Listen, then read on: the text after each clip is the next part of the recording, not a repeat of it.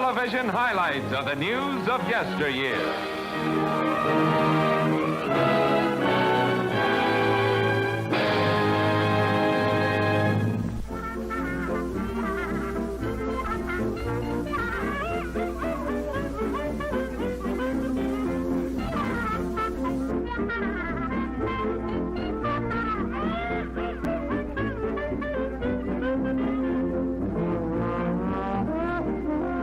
Welcome to the weekly roundup. That's right. I am Tom Connors. You're on Midnight's Edge After Dark. We've got Script Doctor here and the one, the only, Robert Meyer Burnett. Back again. It's been a while. How you doing? It's been a while. I don't know if the world could take another one of me, but yeah, no, it's good to be back. Good to see you both. Two of my favorite people. How's it going? We're doing well. At least I think so. How are you doing, Script? I don't want to speak for you. I've had a weird weekend, but I'm doing well, and I'm pretty jived, so that right after this show, I'm probably going to be binge screenwriting for the next 14 hours straight. Nice. Well, nice. Maybe we can inspire you a little bit. I love that. But hello, I see we got quite the crowd coming in, and Robert already has a drink ready to go. As I told him, it's going to be. Is it okay? I told you it was going to be laid back and kick back. You got a show later on, so you can't get too crazy. I suppose. No, yeah, and I was out in the backyard doing more yard work. We're renovating the backyard, and doing it ourselves, DIY all the way. Awesome. Well, hey, hopefully it turns out well, and hopefully you're settling in nicely at your new place. Yeah, it's taken a while, but I mean, when you move somewhere that's yours, it's like it turns into your entire universe is based around what are you going to fix next? Well, yeah, because now it's your responsibility. Yeah, so, yeah. When you're the landlord, everything needs to be fixed, and but it's kind of gratifying. I mean, it's really interesting. Yeah. We moved in here. The state of California will pay you to get rid of your grass. So the people that were here before us took all the grass out, and they put down like the cheapest mulch they could. Like it was ground up. I see what you're saying. Yeah. So there's a big sloping for water conversation stuff. Yeah, sloping dirt hill in the backyard. So we put in a pathway, and now Elizabeth and I are building this 3-tiered. We're building these concrete walls and tearing it off. So the top places you can sit there and put a picnic table there, and then we're gonna have like clover grass or something to cover the next 2 tiers to keep it. So in drought, something will still grow.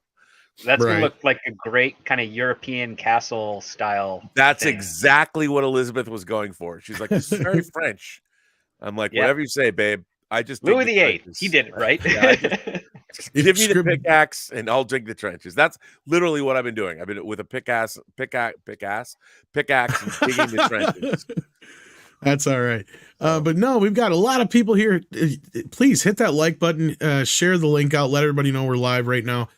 We got a super chat already for you, Mr. Burnett. Malachi D. Wildman said, does Brandon Braga have a poster or model of the battleship Yamada from the anime? If not, the 3rd season of Enterprise looks coincidentally like the combination of seasons 1 and 2 of Yamada. I don't know, but the Star Trek, the Berman era Star Trek art department was very much fans of all of that. So I do. I have 3. Well, I have a 1/350th scale model of the Yamato. I'm waiting to get the rest of my parts for my 4.5 foot long 1/350th scale of the battleship Andromeda. And then I am currently waiting. It won't be done for like another year, but getting the parts from Japan for a 1/350th scale Kaguya of is it the Kaguya? The battleship? I mean the aircraft carrier, the space aircraft carrier. So I'll have 3 350th scale models. I mean, they're huge from the Yamato. Wow. It's one of my favorite animes of all time. Or as we know, it's Star Blazers.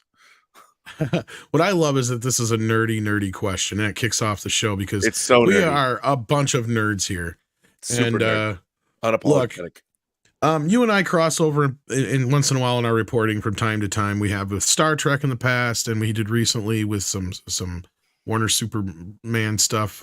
Because I had heard a little bit, you had heard a little bit, and then Bill dropped some news. So we'll talk a little bit about that. But first, I want to get your reaction to James Gunn, because this is something I don't know if you're aware of.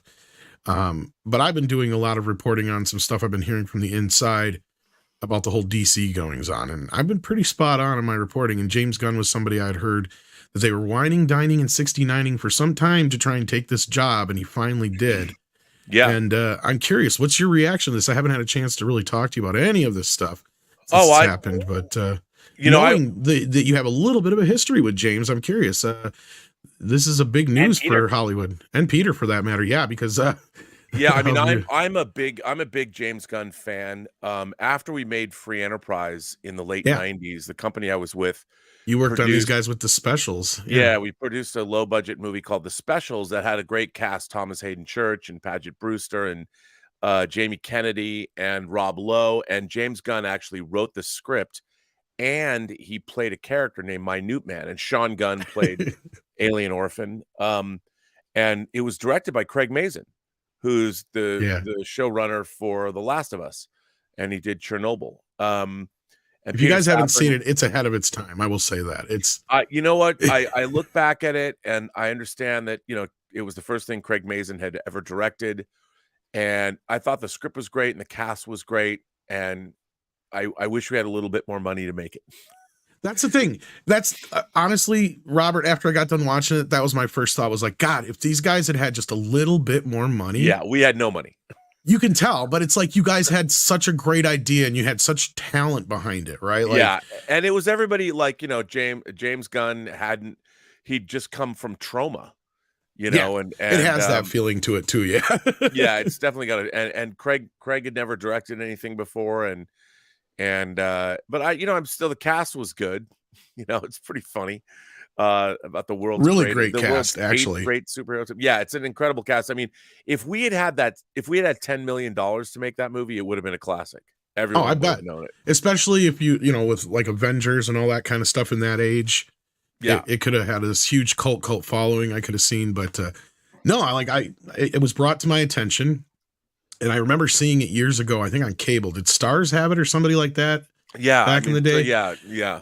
And because I had a vague memory of it, and I think you had posted something about it that reminded me of it, and I picked up the Blu-ray, and I think I messaged you, like, this is a month or two ago now that I watched it, or actually a little more than that probably. I remember messaging you afterwards, but yeah, you guys haven't got a chance to see it yet. Check it out. It's a great film. I don't know if you get to see any money from it now, but no, but it was cool because La La Land Records put out the Blu-ray of it. It's a decent Blu-ray, yeah, for a long time, and no, I think it's it's a lot of fun. There, you can look up the trailer too. The Specials, the trailer is on it's on YouTube. You can see it. Well, thing. Yeah, look. So I'm a big. The Specials got James Gunn to write Scoob, which led him up with Warner Brothers, and it rolled over for quite a while. Then led to Dawn of the Dead. So I mean, it's a great movie. It just needed maybe an extra $2 million. Yeah, and more time. But that's the thing, when you're working it, you're talking about $1 million budget levels. You do what you can, and and it was interesting. I mean, and it is ahead of its time because it predated, like, X-Men came out soon after, and the explosion of comic book movies came out. That's what I mean. It was way ahead of its time. Yeah. Yeah, I mean, it's so was kind of Free Enterprise too. We did Free Enterprise, and then we did the Specials, and it was fun. But I really like both these guys. I mean, if you really look at what's really interesting to me is that, I've always said about Kevin Feige is he produced 14 Marvel movies before the MCU, and everything he learned working on the X-Men and Spider-Man and Ghost Rider and Daredevil and Elektra and even that ill-fated Man-Thing movie, he learned everything you should do and everything you shouldn't do, and he applied it all when the Marvel Cinematic Universe was at Paramount, and they made Iron Man. So there is no one else like Kevin Feige in Hollywood. However, Peter Safran has worked his way up. He was a guy that produced a lot of those parody movies like Meet the Spartans and Disaster Movie, and he worked on a lot of low budget films. And then he hooked up with James Wan. And by the way, he was a co-executive producer of the Specials, so he was working with James Gunn 20 years ago as well. Exactly. And then James Wan, and shepherded the entire Conjuring universe for Warner Brothers, all the Conjuring movies and the spinoffs, Nun, Yep. Annabelle. So, and then he produced Aquaman and the Shazam films. So he is basically as close as anyone has come to being Kevin Feige, but also coming out of the indie world and working with auteur filmmakers like James Gunn and James Wan. So, I mean, it's funny to me that a lot of people think that James Gunn is only going to make movies that James Gunn's sensibility, like he has a specific sensibility, but he can tailor it to the material. I mean, obviously, and a lot of people forget he's also a novelist. He wrote a pretty interesting book called The Toy Collector. It's a pretty dark novel, but it was released in hardcover. I actually have it. And so James Gunn is a novelist. He's a filmmaker. He's a screenwriter. He's worked at the studio level. And Kevin Feige tapped him after he'd made Slither and Super. Mhm. So, and obviously we've seen he's now made 4 giant tentpole movies for both Disney and Warner. He did Peacemaker for Warner, worked in TV. Not to mention the stuff he's produced too, like absolutely, like the Belko Experiment, Brightburn, and all that other stuff. Yeah. So he's done other things. I mean, between him and Safran, I think it's a perfect group to run DC because, again, James Gunn's a huge fan of this material. He has a deep knowledge of the DC universe going way, way, way back to the time when he was a kid. And look, I think James Gunn's going to probably they have a 4-year contract. Yep. And I think that he's probably going to make 2 tentpole movies, and I would expect that he's going to make Superman. I think that would be the first thing that he would do. You think so? You think he's really going to make Superman? Because I'm not so sure on that. No, I think he'll he's going to produce approve it for a Superman, but I think it's most likely going to be Christopher McQuarrie who's going to be writing and directing it. Yeah, I think he would be I love Chris McQuarrie. I'd love to see him do that, but I think James Gunn's going to do Superman. I really do. I'm not saying he can't, but no, but I think he will because Chris McQuarrie's got another year on Dead Reckoning Part 2. And they're going to get James Gunn wants to hit the ground running. I'll bet you we get an announcement in the next month. You could be right, but I wouldn't be surprised. Yeah. Honestly, here's the thing, Robert, and this is why I say I'm not so sure, because James doesn't have the ego that a lot of other guys do in Hollywood, in a sense that he knows when he's not the right guy for something. And I've joked from time to time in our personal circles, but I never really said it out loud in a stream. So I'll say it now. Fuck it. James Gunn basically made a better Snyder movie with Super than Snyder ever could. Right. The deconstruction of the superhero. Right. Yeah. Like, so that's where I think the bigger thing is here with that whole thing. And that's how I feel about this is, yes, I'm not saying that that James Gunn couldn't make a Superman film. I just think that he knows he doesn't have the vision for that, but you could be right. I could be wrong. I thought at least he would be the type of guy who would go, you know what? I'm not the guy for this. I can produce this. I can write it, but I'm going to get like Christopher McQuarrie or somebody else to direct it for me. And I'll go do New Gods, or I'll go do Booster Gold.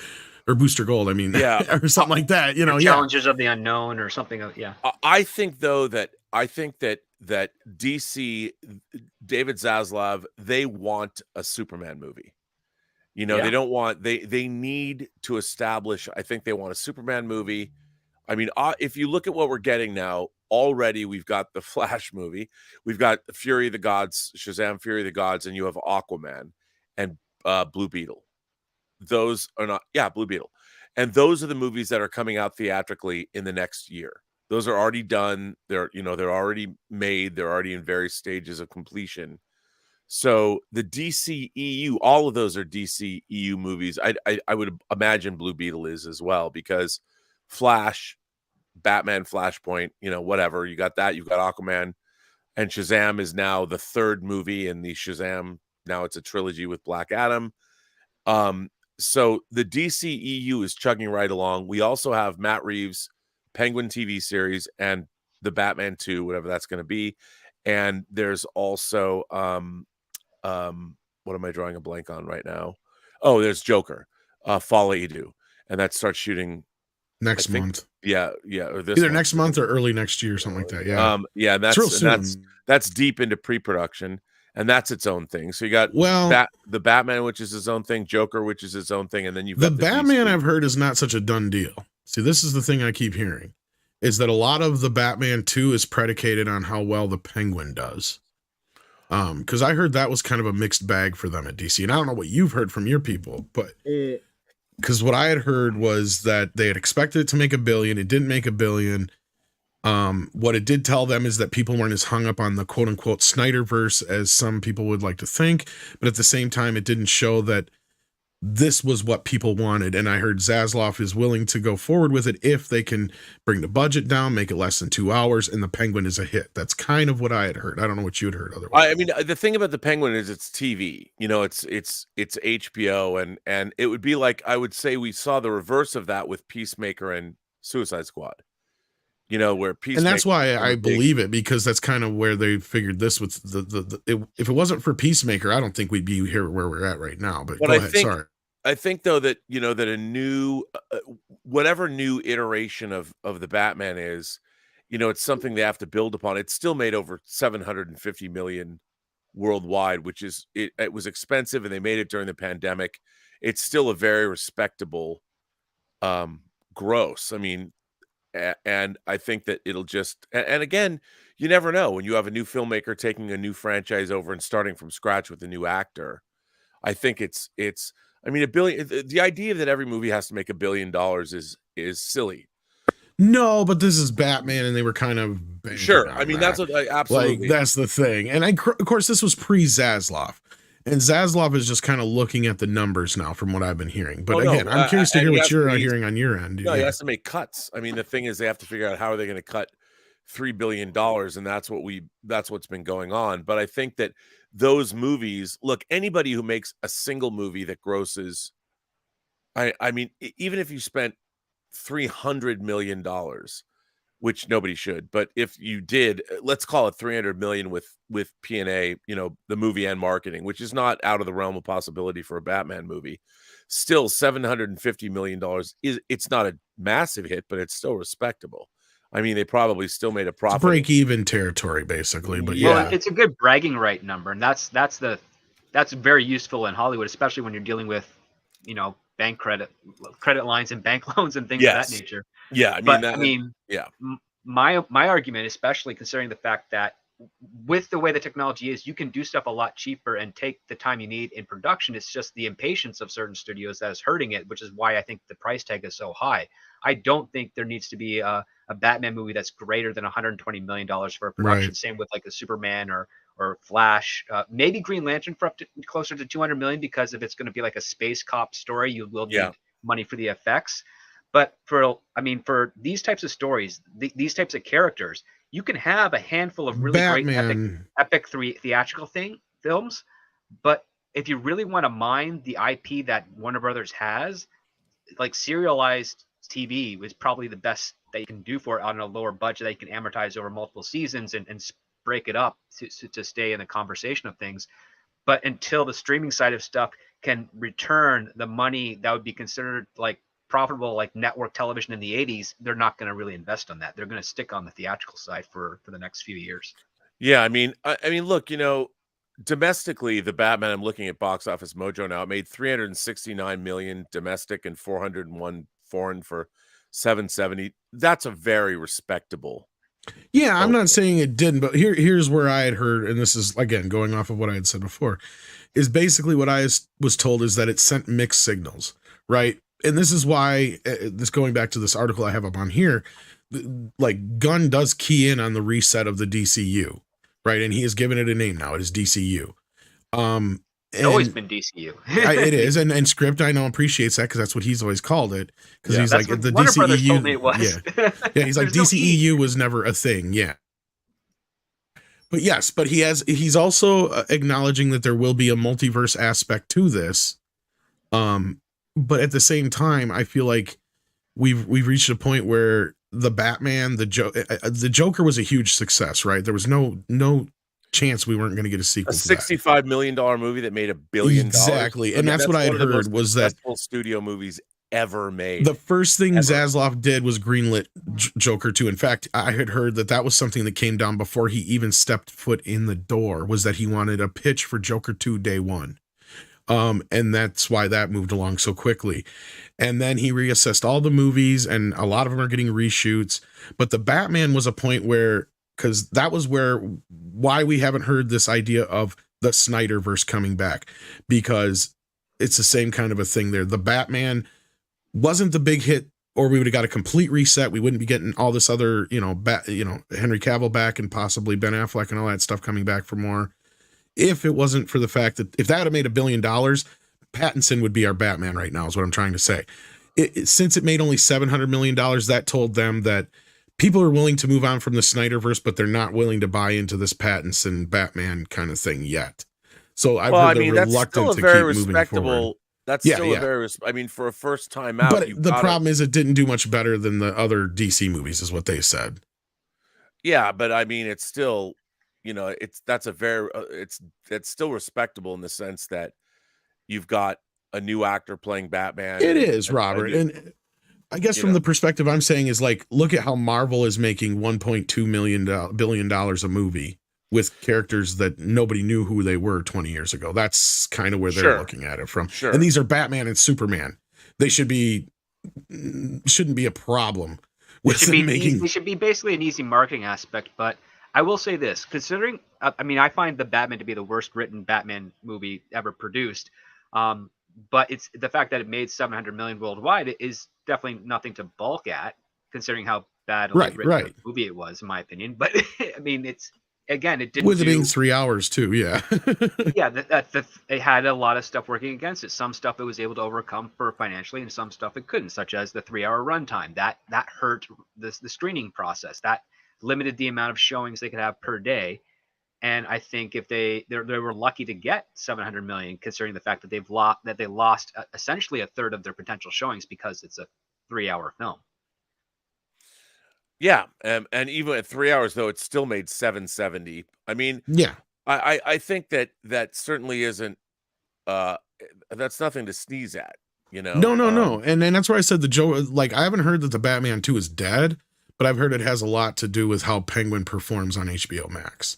And the movie has to come in under 2 hours, or at 2 hours roughly, and it can't be nearly as expensive, obviously. And there was a few other stipulations I had heard. But the sequel that's not even properly developed or even essentially approved or pitched, that's already been delayed, is really a bad sign in Hollywood. Yeah, and see, all the ideas that I guess Matt had for the sequel are getting put into the Penguin.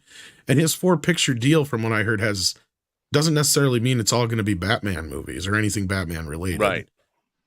And, I mean, look, he's coming off of, he's had a pretty good run, Matt Reeves, a very respectable run with 2 Oh, yeah, and I actually enjoyed his Apes films quite a bit. I was actually disappointed by the Batman. I was like, there's a good movie here, but it needed a good editor and maybe one final rewrite and some reshoots. But like that first hour and a half, pretty damn good Batman movie for the most part. I mean, there's a few things that I didn't like, but it goes off the rails when the logical ending happens and you're like, wait a minute here, why is this movie still going on?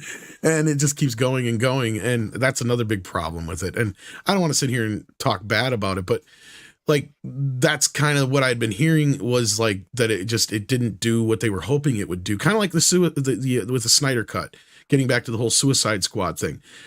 I'm sure, and I've heard, the Suicide Squad, the air cut is still a possibility, but like I've said to a lot of people, if the Snyder Cut had been as big of a hit as they were hoping it would be, we would already gotten the air cut, right? And we wouldn't even be here.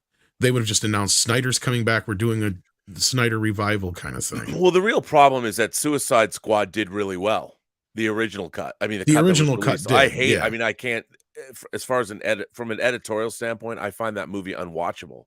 I haven't wanted to walk out of a film as much as I stayed for the whole thing. I couldn't watch the way it was cut. Yeah. Conversations between people, that dinner conversation with Amanda Waller.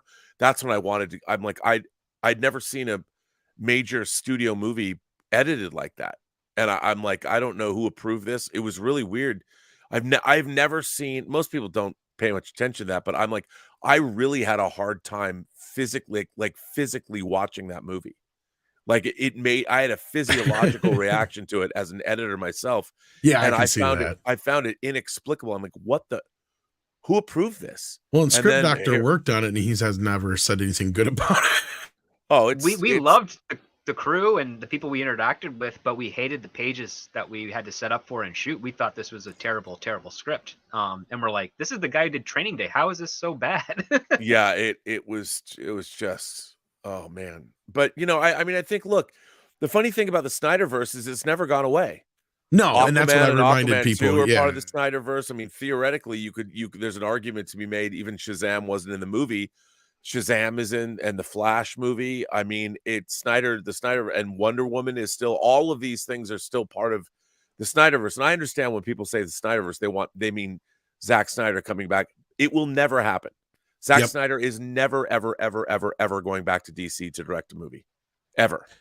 And, I think that's a mutual thing too. But anyway, no, but why would he? I mean, he's got a deal at Warner Brothers. He's building his Rebel Moon franchise. Netflix, you mean? Yeah. Pardon me. Yes, pardon me. I say Warner Brothers. Yes, at Netflix. Yeah. There's no. I mean, and the funny thing is if you look at, he did get to make a trilogy.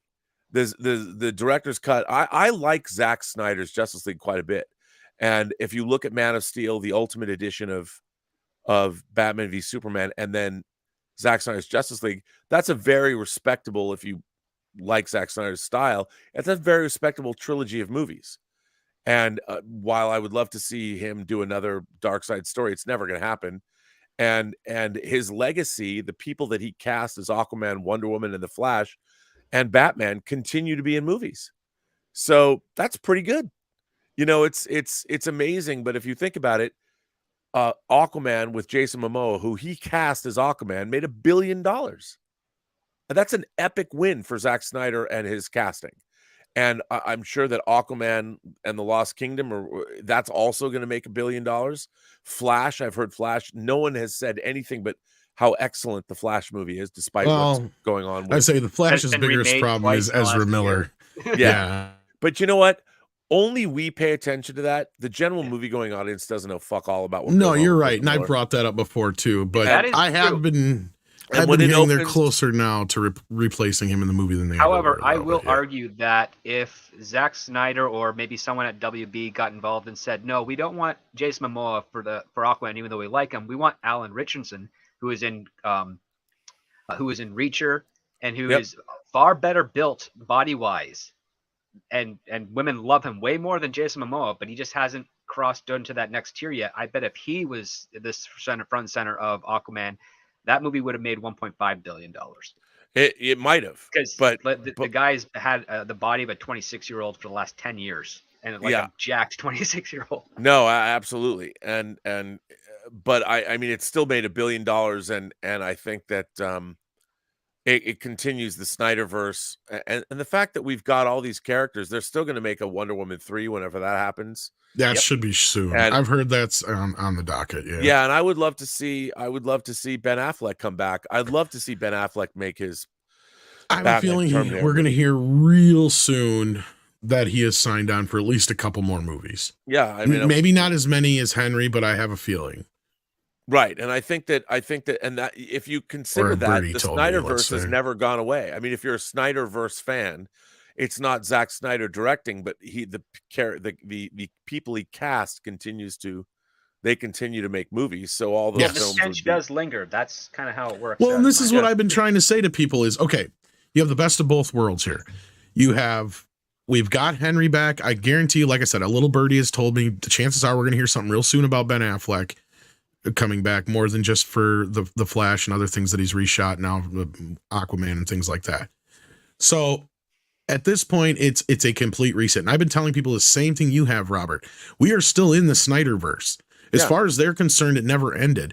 But at the same time, I've told people time and time again, as far as Warner Brothers is concerned, old regime and new, the Justice League that was in theaters, that's canon. But it doesn't fucking matter because everything's going to get reset with Flash anyway. So we're going to basically get into this point where, and again, I don't know if James is going to direct it or not, but from what I've heard, what they want for Superman is what you had said too, is that Zaslav is a Superman fan.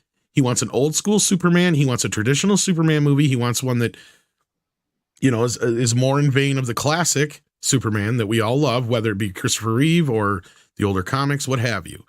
So that's his first priority as far as the DCU going forward. I almost said DCU myself. So, and he's already tweeted out like the whole. I don't know if you guys saw it or not, but the Clark Kent tweet that he put out. Yep. Yeah. So I wouldn't be surprised if you're right, Robert, about this. But we're getting the best of both worlds here. We're moving on from the Snyderverse because guys, you got to remember that's what got us here in the first damn place. Yeah. Regardless, like it is, and the Snyder cut was it was great for what it was, but it's an also ran. It made not even it didn't even make $19 million on video. It was like I think it was like 18 maybe somewhere in that region, not even 15, closer to like a little over 15. So like to me that tells me that it was not the success they want. Oh, you didn't see the Clark Kent tweet No. script? I've Here, seen let me all see the if I other can find James it. Gunn tweets today. I haven't seen anything about. Oh, this is from yesterday or the day it was from before. November. It was from November 1st, the day they took over Warner. Okay, so it was a couple days ago. Yeah, sorry about that. Here it is. I got it here. Wait, is First this day like on Henry the job. Cavill's Instagram thing, or No. No. You'll get a kick out of this. oh, okay. Yeah, this You'll is like really this. this is definitely a message he's sending. Oh, this First part day on here. the job. Got to restrain myself, or I may absentmindedly punch this typewriter into twisted wreckage. And he says his tweet says, "Yeah, first day, new job." Yeah, I mean, he's definitely sending a message here. I think what that message is, we can interpret. like I said, it, I think he's writing. That's for sure. Yep. I think he's writing the basic outline of what the next 10 years of DC films are going to be first before he does anything else. Maybe, but I bet That's they've what I already got, submitted but- that. I mean, I think that when they took over and started the job, they hit the ground running because they're not. I don't think they're developing. I think they're whatever they've got in store, it's already been in place. They just haven't announced it yet. I think you're partially right there too, Robert, because from what I'd heard is that all this came to a culmination. It would be now 2 weeks ago, Thursday, I guess. Yeah. Basically the weekend that Black Adam came out is when Henry Cavill signed on, James Gunn signed on, and I think you're right. I think at that moment, James had to come in with what his plan was because Henry wanted to know what the future was. And I don't think those two met in the same room. I don't know if they met on a Skype call or if they even talked.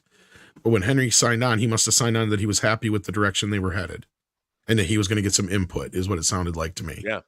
So to me, that tells me we're going to go forward with a whole new Superman kind of concept here. It'll probably not revisit the origin story necessarily, but we may get a new Lois. We may get a few new cast members, but I think it's going to be a lot more like the traditional Superman in a sense. And remember, their contract's only for 4 years.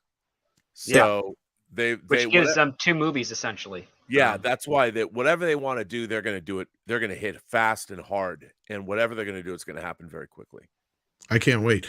But on that note, let's grab this super chat here. Zontar says, no exec should be approving a movie over 50 million without asking how many props we'll be able to use in future movies and shows, even unrelated to this IP. Well, that's a similarly unrelated question, because here's the thing with props and other things, unless the studio themselves buys the props, right? Like then they can't keep all of them. It's like right. I mean, a lot of people don't understand that many props are actually rented. Yeah. You know, I mean, certain things obviously they create, but Warner Brothers does have. I've been there. They call it the Bat Cave, but where they make all the actual costumes. You can go there, and they've been making whatever costumes are finally eventually designed. They actually manufacture them, and it's pretty interesting to go there. Yeah. So, I mean, it's have fun. They have all the batarangs up on display. Well, which was fun. For But instance, the other Henry part, too, is Cavill that wore the whatever Man they of don't Steel rent- suit. Yeah. Well, whatever they don't rent and whatever they make, they eventually sell at auction. Right. A lot of private collectors come in and get stuff. One of the best prop houses in town shut down a few years ago before the pandemic, and that was the one where I can't remember his name because it's escaping me at the moment. But he made the little twin light pods that were in Wrath of Khan and Star Trek: The Next Generation. Right. And Yeah. all those other things, like it's gone. That thing has been used in so many different movies. I love that thing. Yeah. Holy And crap! We got a random Gary in the chat. Hey, We use that in Femme Fatales when we were making Femme Fatales for HBO or Cinemax. We rented that prop.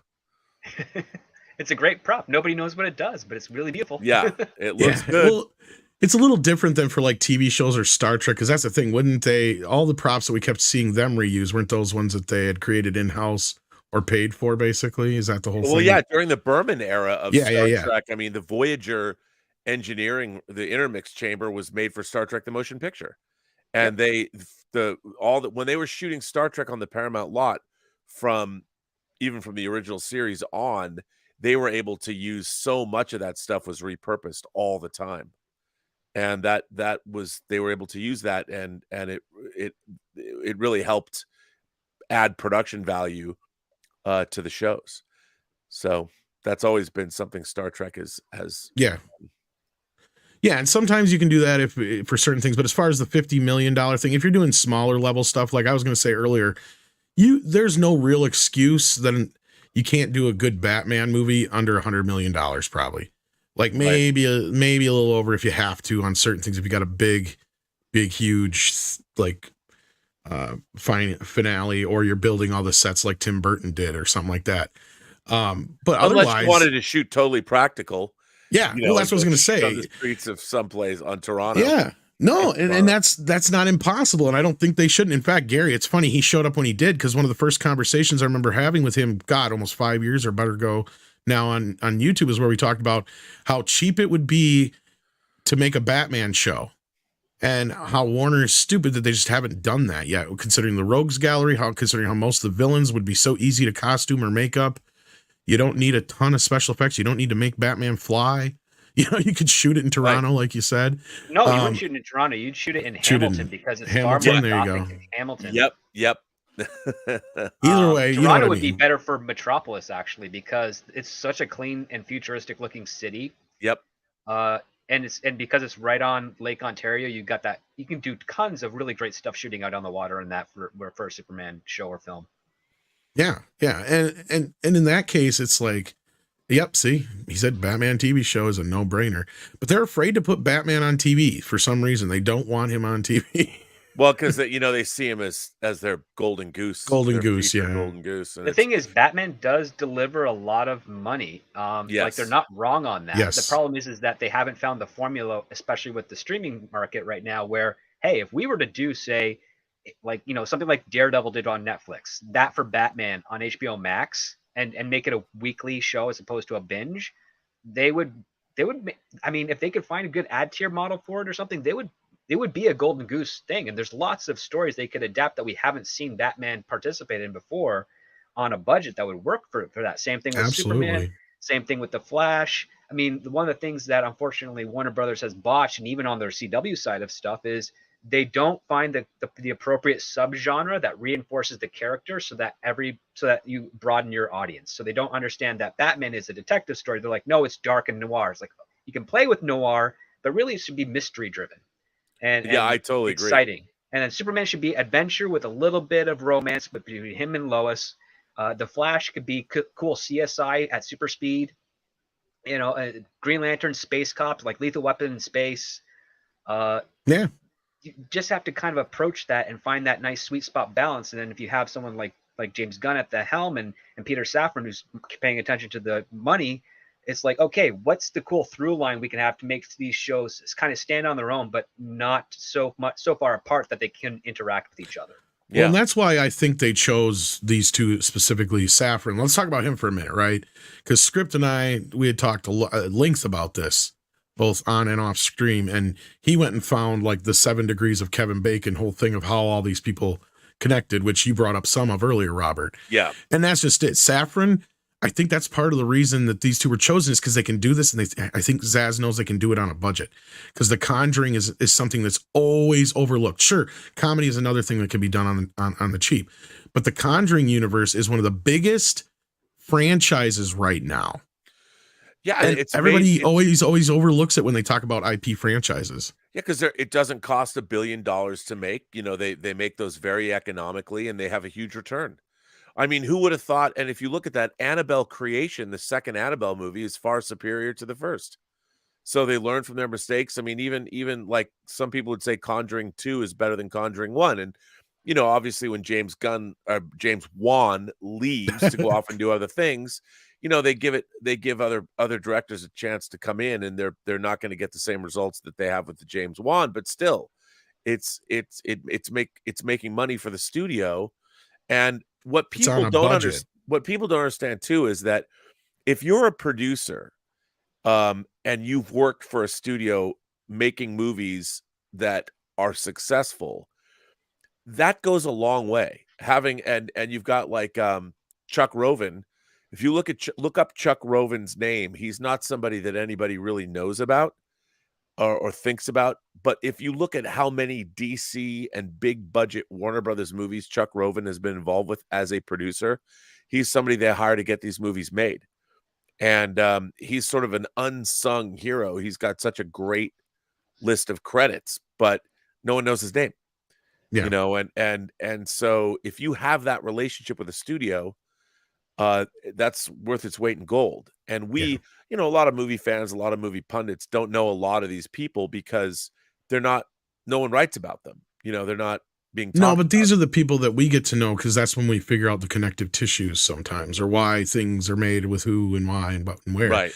And people have even brought up, well, isn't that where Hamada came from, was the Conjuring universe? Yes, he did. But Hamada also showed that he couldn't do anything on a budget. Right. And that's where I was bringing up that I think that's where James and Peter are a better team, is because they're able to do things on a budget. I mean, look at what James has been able to accomplish in his days as an independent filmmaker.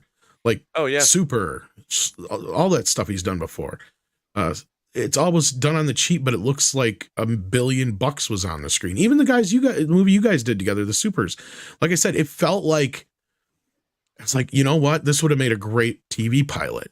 Like, you guys made it as a movie, but for the budget you had, like, it would have made a really great TV series pilot. And especially nowadays, I mean, it would have been something. It could have been the pilot for a Netflix show or something. Yeah.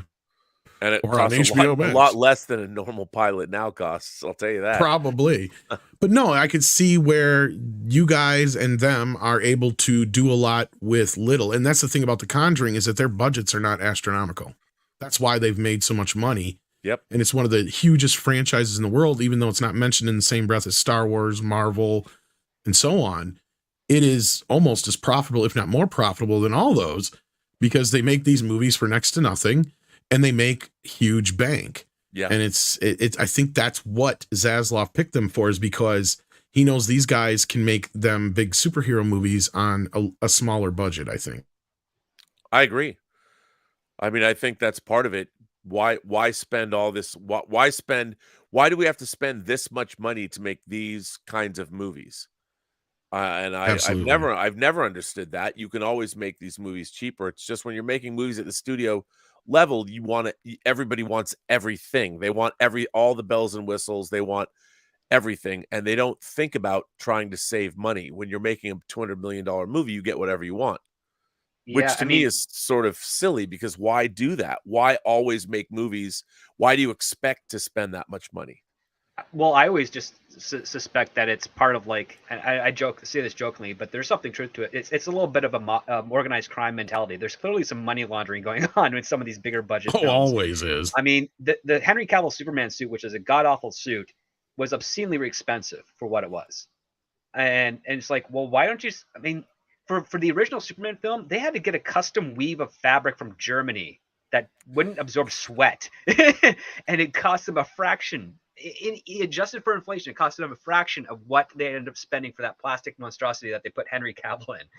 And it's like, well, why are you wasting so much money on all these complicated costumes and complicated sets and things that you're claiming you're renting, but when you dig deep down, it's like, oh wait, this is actually a subsidiary of the studio they own, so they're renting it from themselves and they're moving money around, and you're like, well, why cut out the middleman and save that $15 million, and you can get another couple of days in post to really sharpen up an effect or something. Yeah, I know, it's crazy. Well, I mean, what you and I could do for $15 million, like, we could tell a really great movie. Oh yes, we could. I say we got a super chat here, and we got a couple other things I wanted to chit chat with Robert before we lose him. The Waltman 4 says, "How's everyone handling No Shave November?" I failed already. I'm already getting a new safety razor to help shave it off at the end of the month. So, you see, I spent all October as No Shave October because my shaver died. So I had to go get a new one, and I just got a new one. So I'm like, I was like, so just like I had to get rid of it. It's like, so I'm clean shaved. So sorry about that. I failed. But how about you guys? I see Robert's looking very, very dapper and nice with his beard there. Oh, I shaved. It was an unruly mess, and I trimmed it. Looks nice, sir. But thank you. Now, I just kind of maintain. You have to maintain. Kind of regal. Otherwise, almost. I look like Santa Claus. I mean, it's so weird. My hair's gone like totally white in the last year. Like you do James kind of Gunn. look like you look like a hip James Gunn. Yeah. I've got more white in my mustache and chin part of the beard than ever before. I might actually never be allowed to shave again because it's so white on the upper lip that if I just let it grow out for 4 hours, it looks like I've got a bald spot under my nose as opposed to Firefly shadow. Like the reverse Hitler. Well, not directly there, like under a nostril. Oh, okay, I got you. The chat is here, and the chat says, really like Tom and R&B. Want to see more of them. Script, always a joy to see you too. Well, Robert joins us when he can, but he is a very busy individual, and he knows I send him links all the time. He does. You do. You send me links all the time, and a lot of the time I'm just not home. And now I have this commute, especially on the way back home. It's sometimes it takes me an hour and a half to get home. I'm not complaining. Cool. I mean, I'm having fun. You got to work, man. You got to do what you got to do. Work on the John Camping show. You need to get a Starlink on your car so you can stream your voyage back. I know. I mean, I've streamed before from my car. I need to get some kind of a mount to put my camera on. It's actually kind of fun streaming from your car. I mean, most of the time I am on the phone. I do use my commute time to work. So that's very helpful. But it's just... it puts you to sleep. Yeah. It's like being hypnotized and lulled. Well, I mean, I could see if you're in like a traffic jam, like might as well stream. What the hell? Oh, I know, right? Yeah. Why not? Why not? But no, the other reason I'm glad you can make it tonight was this week we crossed paths with our reporting on the Superman business, and then our buddy Bill Hunt. Yeah, announced that like you were. It's so funny. You would ask me what I had known. And I'd heard some things, and then I didn't know Bill was going to report that. I didn't know they were going to drop that. Well, yeah, because I'd heard a rumor. I heard a rumor they were prepping 2, 3, and 4, and I was like, okay, because they dumped the theatrical cut. And here's the thing, just real quick, I'll try to keep this short. And Robert knows what I'm talking about. Warner has done this thing with the Superman movies for years. They have like this pattern. They release the theatrical cut, then they release they did the reverse the other time, but they'll release one version, and then they'll release a box set, and then another box set, and then a new version. We've had so many different versions of Superman now.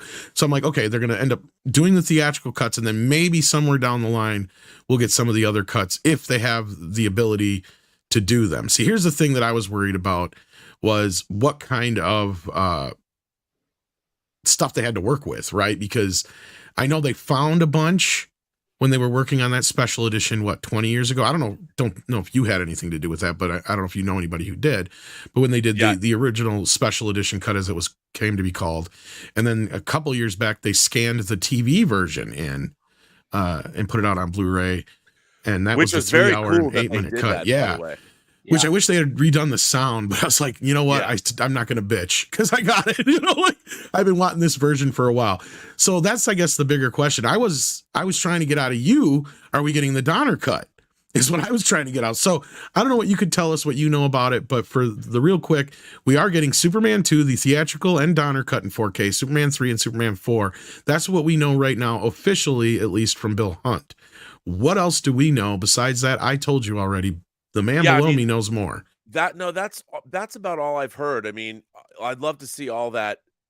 They've talked about trying to do a director's cut of Superman 4, but they just don't have the elements to do it. I mean, they've got the deleted scenes and the work prints and the things but they don't have enough to release it and make it look as good as they want it to.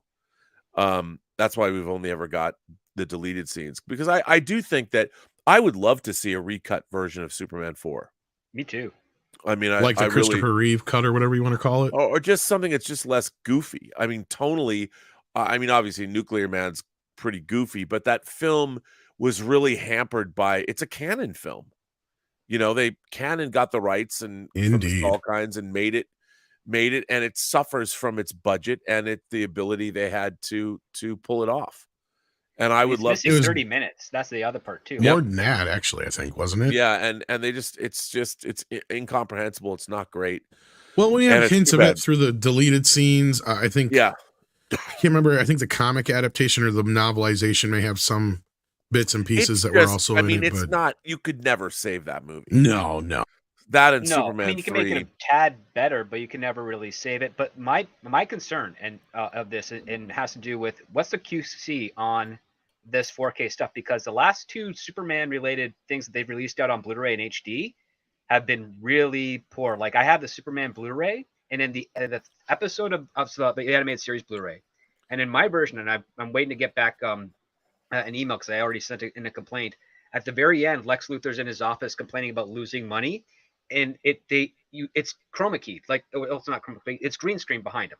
It's a cartoon because they did the layering, and it's just green, and it's supposed to be Superman floating behind him, and it's just a green blob behind Lex Luthor's animation cell.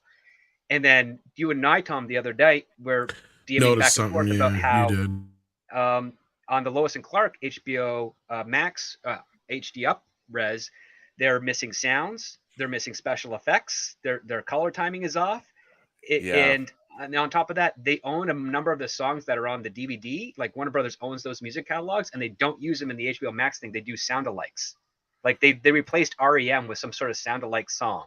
That's terrible. You're just wondering, how did they get away with this stuff? That's a whole different kettle of fish, in that whatever licensing agreement they have no longer covers, like a new HBO licensing agreement. Right, might that's not what I was cover that thinking. music. I mean, it's really frustrating because, like, music, when home video started, no one thought about home music rights. They didn't understand that, oh, wait a minute, you mean the music that's in this movie, you don't have the rights to put it on, because the contract that was made with ASCAP or whatever, the union, whatever contracts were made, they didn't cover home video because home video didn't exist. So, like, one of my most annoying was when John Carpenter's The Thing was first put out. Stevie Wonder's song Superstition that Knowles is playing in the kitchen when he's making food or whatever, he's on his roller skates. They had to remove that when they put the song out on home video, and I was like, I remember singing that going, what the fuck? Another famous one is National Lampoon's Vacation, where I'm So Excited is replaced with that other song. Yeah. And that was because they weren't able to negotiate rights. And it happened a lot with TV. That's why it took Miami Vice forever to come out on home video, because of all the audio rights. And 21 Jump Street hasn't had its original music since way back when either. But yeah, that's what I was thinking. Script is, even though a lot of those artists may be under Warner Brothers, artists like REM, they probably have extra things that you have to go through hoops to get those. Well, you think that, but the weird part is that that music is still on the DVD.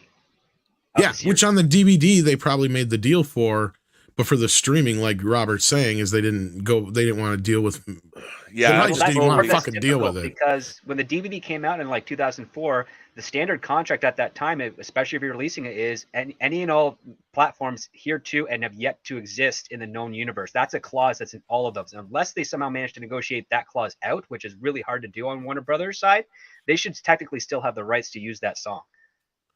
REM, I could see having enough power to get that out of there. Like, you know what I mean? I see what you're saying, Script. Oh, yeah. Yeah, well, but see, REM is one of the few bands that I could see going, we're not signing that part. No, I can understand that, but it'd be really difficult to do. But it just seems like, well, why isn't there some sort of mutual beneficial aspect to this? Because it's advertising for their album at the same time. Well, and a lot of times I remember Return of the Living Dead, the Rocky Dennis situation, and some of the other songs they had there. The artists themselves, they were pissed that their songs got removed, but it was because of the record company's bullshit that happened, that they didn't want to pay for the amount they wanted. And so, those artists were pissed that their songs got left out, but it was because the studio didn't want to pay that amount of money to the record company. And they're like, well, we didn't have any say in it. So, that I can see sometimes too. But you're also dealing with the fact that REM wrote a song about Superman, which is a character that's owned by Warner Brothers in Detective Comics. I totally understand. It was even on that fucking and Robert probably knows it.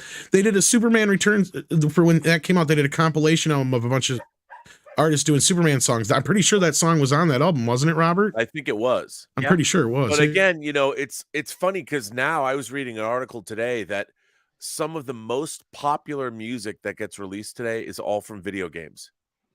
That's where people are discovering. It used to be movies, now it's video games. Yeah. Which I was because like, of oh, like that's Grand Theft Auto Vice City and how people were. all video games, new video games that are playing. They're even breaking acts now in video games. They're releasing a new band will have its first song and they'll get picked to be on an EA game or something. Like I was reading about FIFA, the new iteration of FIFA comes out, and the music in that it's going to be heard by 1.5 billion people. So suddenly, if you get and they've got the same way they would have music executives looking for things for movies, you'd have a music supervisor. They have the same thing now for video games. And video games, the music supervisors are actively looking for brand new bands to break in their video games, which is pretty interesting. Because well, that's kind of the best platform now. It's Right? like the new radio. Absolutely, it is. Absolutely. It is. Well, and another thing, Script, I don't know, I can't remember what the law is, but I think Prince had something to do with it. I think there's a law similar in music now that is in movies, where after so many years, an artist has more control over their masters, and that might be part of it too.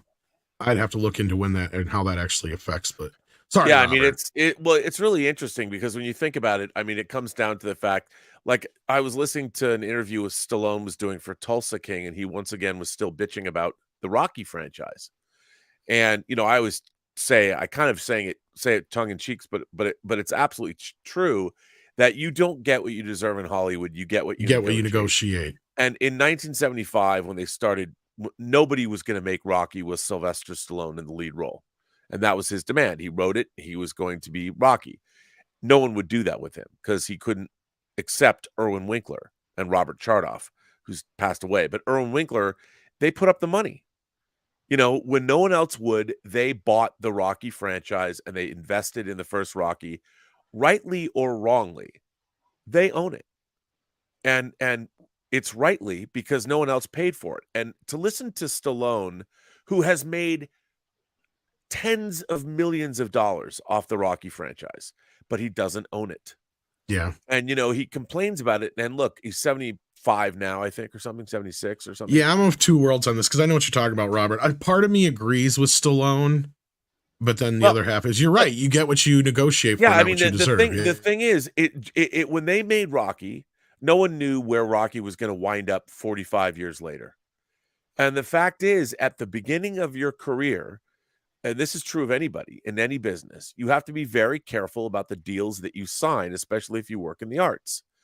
And while I get where Stallone is coming from, let's face it, those guys, Irwin Winkler produced every Rocky movie.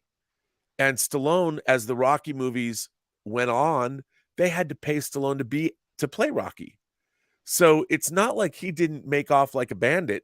He just doesn't own the franchise. And which I don't think is the case with Rambo. I think he actually wound up owning Rambo or the Expendables. He has something to do with, I think, at least with Rambo. Yeah, and it's like, you know, it's he knew what he was doing. And even like, look, when Ryan Coogler came to him and asked him to do Creed, he ended up giving Stallone one of the best roles he ever had. He got nominated for an Academy. I mean, how many actors have got nominated playing the titular role, their character in the sixth franchise sequel?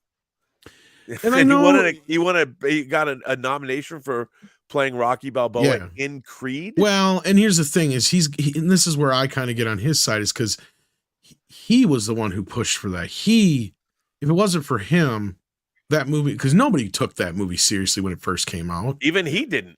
I know. And it's even makes fun of it in the movie itself. Exactly. So like, there's a part of me that goes, okay, I get everything you're saying is 100% right, Robert. I'm not going to deny that. But I will say is this, I feel like, and this is we'll have to wait and see kind of thing. Because I know he's said this stuff in the past, but he's always been more pragmatic, or whatever the word may be that I'm looking for, about the whole thing until recently. That's the thing that stuck out to me. It's like all of a sudden recently he has gone like a bulldog on this thing. And the reason is, and I feel like this might be the reason, he's not in Rocky 3. Or I mean Creed 3. Creed 3. No, he's not. Yes. And he's a producer on it, though. Yeah, well, I think that might be a name only, because here's my other point: is they announced this whole Drago thing, and that's what I said about. I was like, oh, well, maybe he's not in Creed 3 because he's going to be in a Drago thing, and then that came out, and that's when we heard him starting to gripe. I wonder if they don't kill him off screen in between movies. If that's the case, you're going to lose this fandom. Like, because you're right. You're right about all the things you just said. Everything you just said is 100% correct, but here's the problem you have. Rocky is this franchise. And without Sylvester Stallone, you are fucked.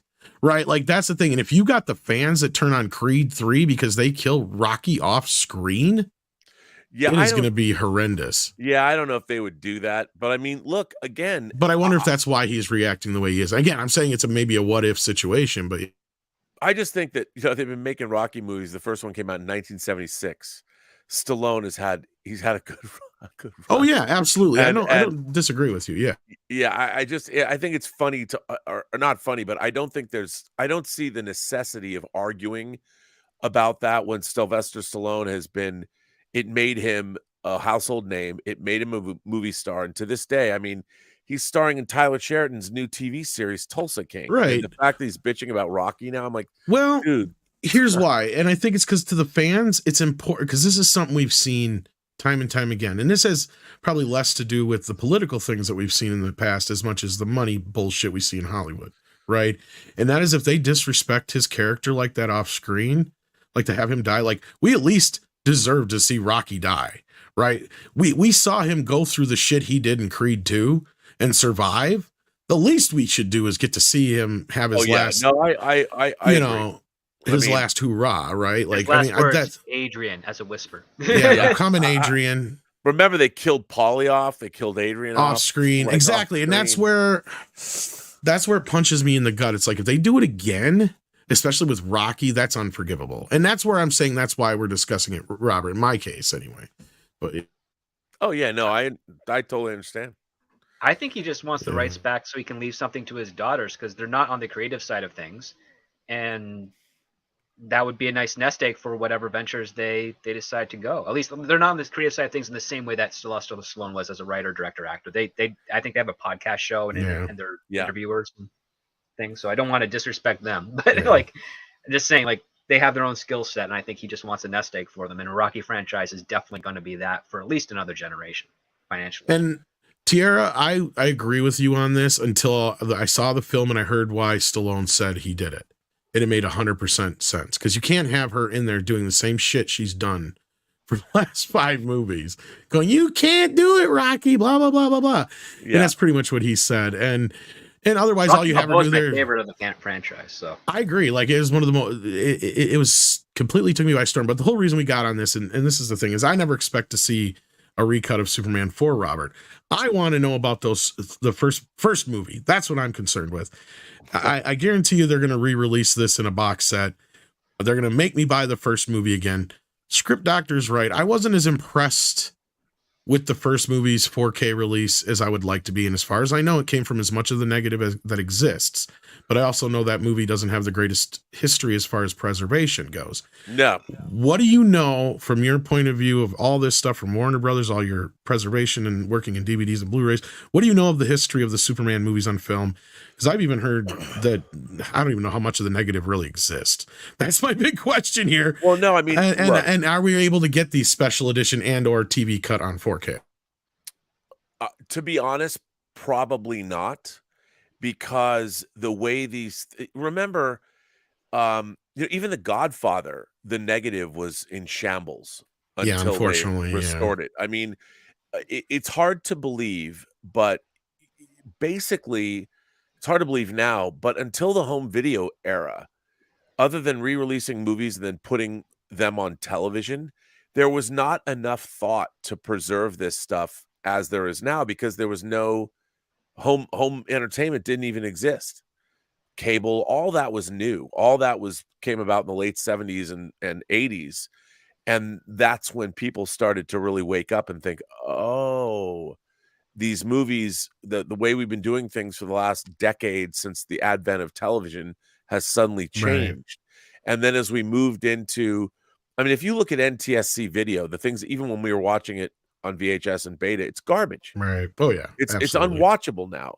So the idea that you want elements at 4K that are in high dynamic range and Dolby Vision or whatever, this is something that only the best elements can give you.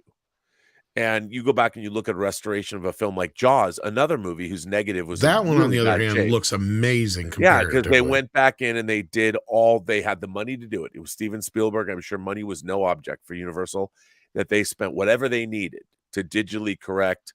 The problem is there isn't that much money anymore.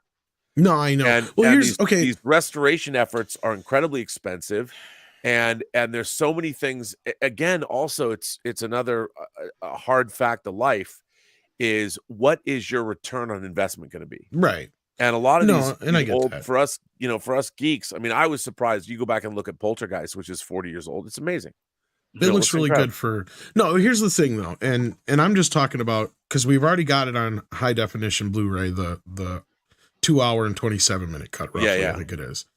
Now I know the 3 hour 8-minute cut is asking for a lot. I would at least be happy with the 2 hour 27-minute cut, because that's technically Richard Donner's preferred cut of Superman. Yeah. Like, that's got all the scenes in it he wanted in it, that made it in there. That he put that version together years ago at Warner Brothers. And here's what I'm saying. I know when you used to work there and stuff like that, it was a little different than it is now. My point is this: Warner Brothers used to be one of the. I mean, that's just it. I was just going to say, it seems like when you guys were there taking care of this shit, you guys put out some of the best stuff ever, even up through recently through the Warner Archive and some of those transfers. Were some of the best. But if you look at Dr. Jekyll and Mr. Hyde they released last week, it's a 91-year-old movie. I got it, but I haven't watched it yet. It's incredible.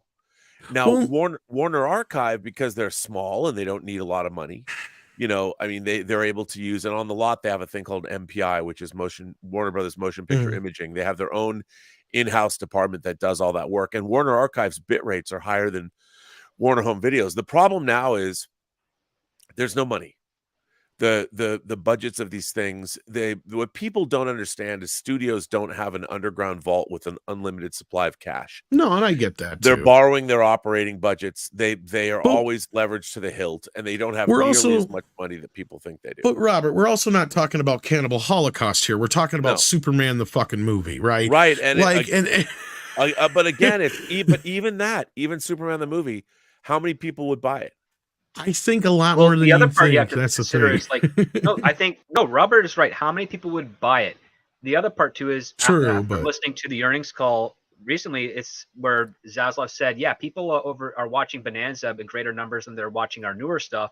It's like, well, there's your avenue for some revenue to pay for some of these restorations. It's going to be over the long term, but the thing is, your RPI will eventually hit profit a lot sooner if you were to do it for streaming into the ad supported market than it would be for just direct home video and only home video. Like, that's the other part too. They don't really monetize it or amortize it as best across the other platforms as you'd want to think. Like, I mean, Paramount Plus did this Star Trek 4K, which I saw, and it was beautiful, and I bought it. Like it's a beautiful restoration. I know it's kind of niche, but I would not be surprised if in a couple of years, if I'm like traveling overseas and I click on Tubi and say the Czech Republic, and I see, oh, there's the Star Trek 4K. It's going to have commercial ads on it, but it's going to be making money for Paramount in the long run overseas. But I'll tell you, like, the Star Trek The Next Generation restoration cost about, let's call it $13 million. Okay. And that was 178 episodes of TV. It took 4 years to do that restoration. 4 years of a team of 30 people working for 4 years to do all 178 episodes. And everyone's like, well, and people talk about, well, we'll use AI and upscale. No, you can't. That's not proper. It doesn't look right. And basically Deep Space Nine and Voyager are shows that all of these shows, the Berman era of Trek, with the exception of Enterprise, were all finished. The post-production was all done on videotape. And they, even to composite effect shots, they would daisy chain 10 VCRs together to composite their space effect shots. Now, all the elements were shot on film. That's why they can restore those things. But like Deep Space Nine, the sad part about Deep Space Nine and Voyager is, and I love Deep Space Nine, they're for them, that's going to cost about $20 million to restore all 172 episodes of Deep Space Nine. Who's going to do it? And where are they going to get that? Where are they going to get that money? The problem is they have to find the $20 million. Right. And then they have to know, okay, if we spend that, how are we going to get that back? And unfortunately, even with licensing rights and all that, Star Trek has been around for so long. It's everywhere. The reason it hasn't been done is, one, you'd need the team of people to do it, and it would take another 3 or 4 years to do it. And who's going to pay? And I get that. And that's the thing. Somebody in the chat was talking about how, look, the last thing you want to do, you can't hire amateurs to do film restoration. No. And people can't learn on the job. And you need all the people that know exactly what they're doing. And there's a lot of people, a lot of fans think, oh, we can deep fake this or upscale that. I hate that shit when they do that. I mean, it doesn't work in a professional milieu. It might work at home, and no doubt people have done great work. The guy who did deep fakes ended up working for Luke Skywalker, ended up working for Lucasfilm on like The Mandalorian. But it's just these things, and the real problem is, much as I'm loath to admit it, that we don't have our fandom, and films do not have they don't have a very long shelf life. No. And pop culture, I always say it has a half-life of 20 years, and every 20 years you go back another 20 years and another 20 years. I mean, you can't even get, like, I talk to people, film fans on YouTube, to them a movie from 1980 is old. No, I get it. But and I know television show is a completely different animal. But I guess here's my thing, because I know you worked on the Superman Returns disc. Yes. Now, did you work in tandem then with that big ass box set that went into? Yes. Yeah. Okay, because that was why I was glad you're here, and I wanted to talk to you about this, because I know because here's the thing: is all these movies need a complete restoration from ground up. They did a decent job with some of them for that box set. Like, here's the thing: is I'm curious, when they did that version, what did they have for that 227 cut for the first film? That's what I guess they had all the different elements. I mean, again, Superman is a movie that, like you said, there's a television cut, there's the Donner cut. They've used all those elements for other things, and so some of that stuff is preserved really well, and some of it isn't. Like, even when they went into Superman Returns, they went in and got all the unused Brando footage from Superman 1 and 2. Right. So how much were you around for the Donner cut of 2?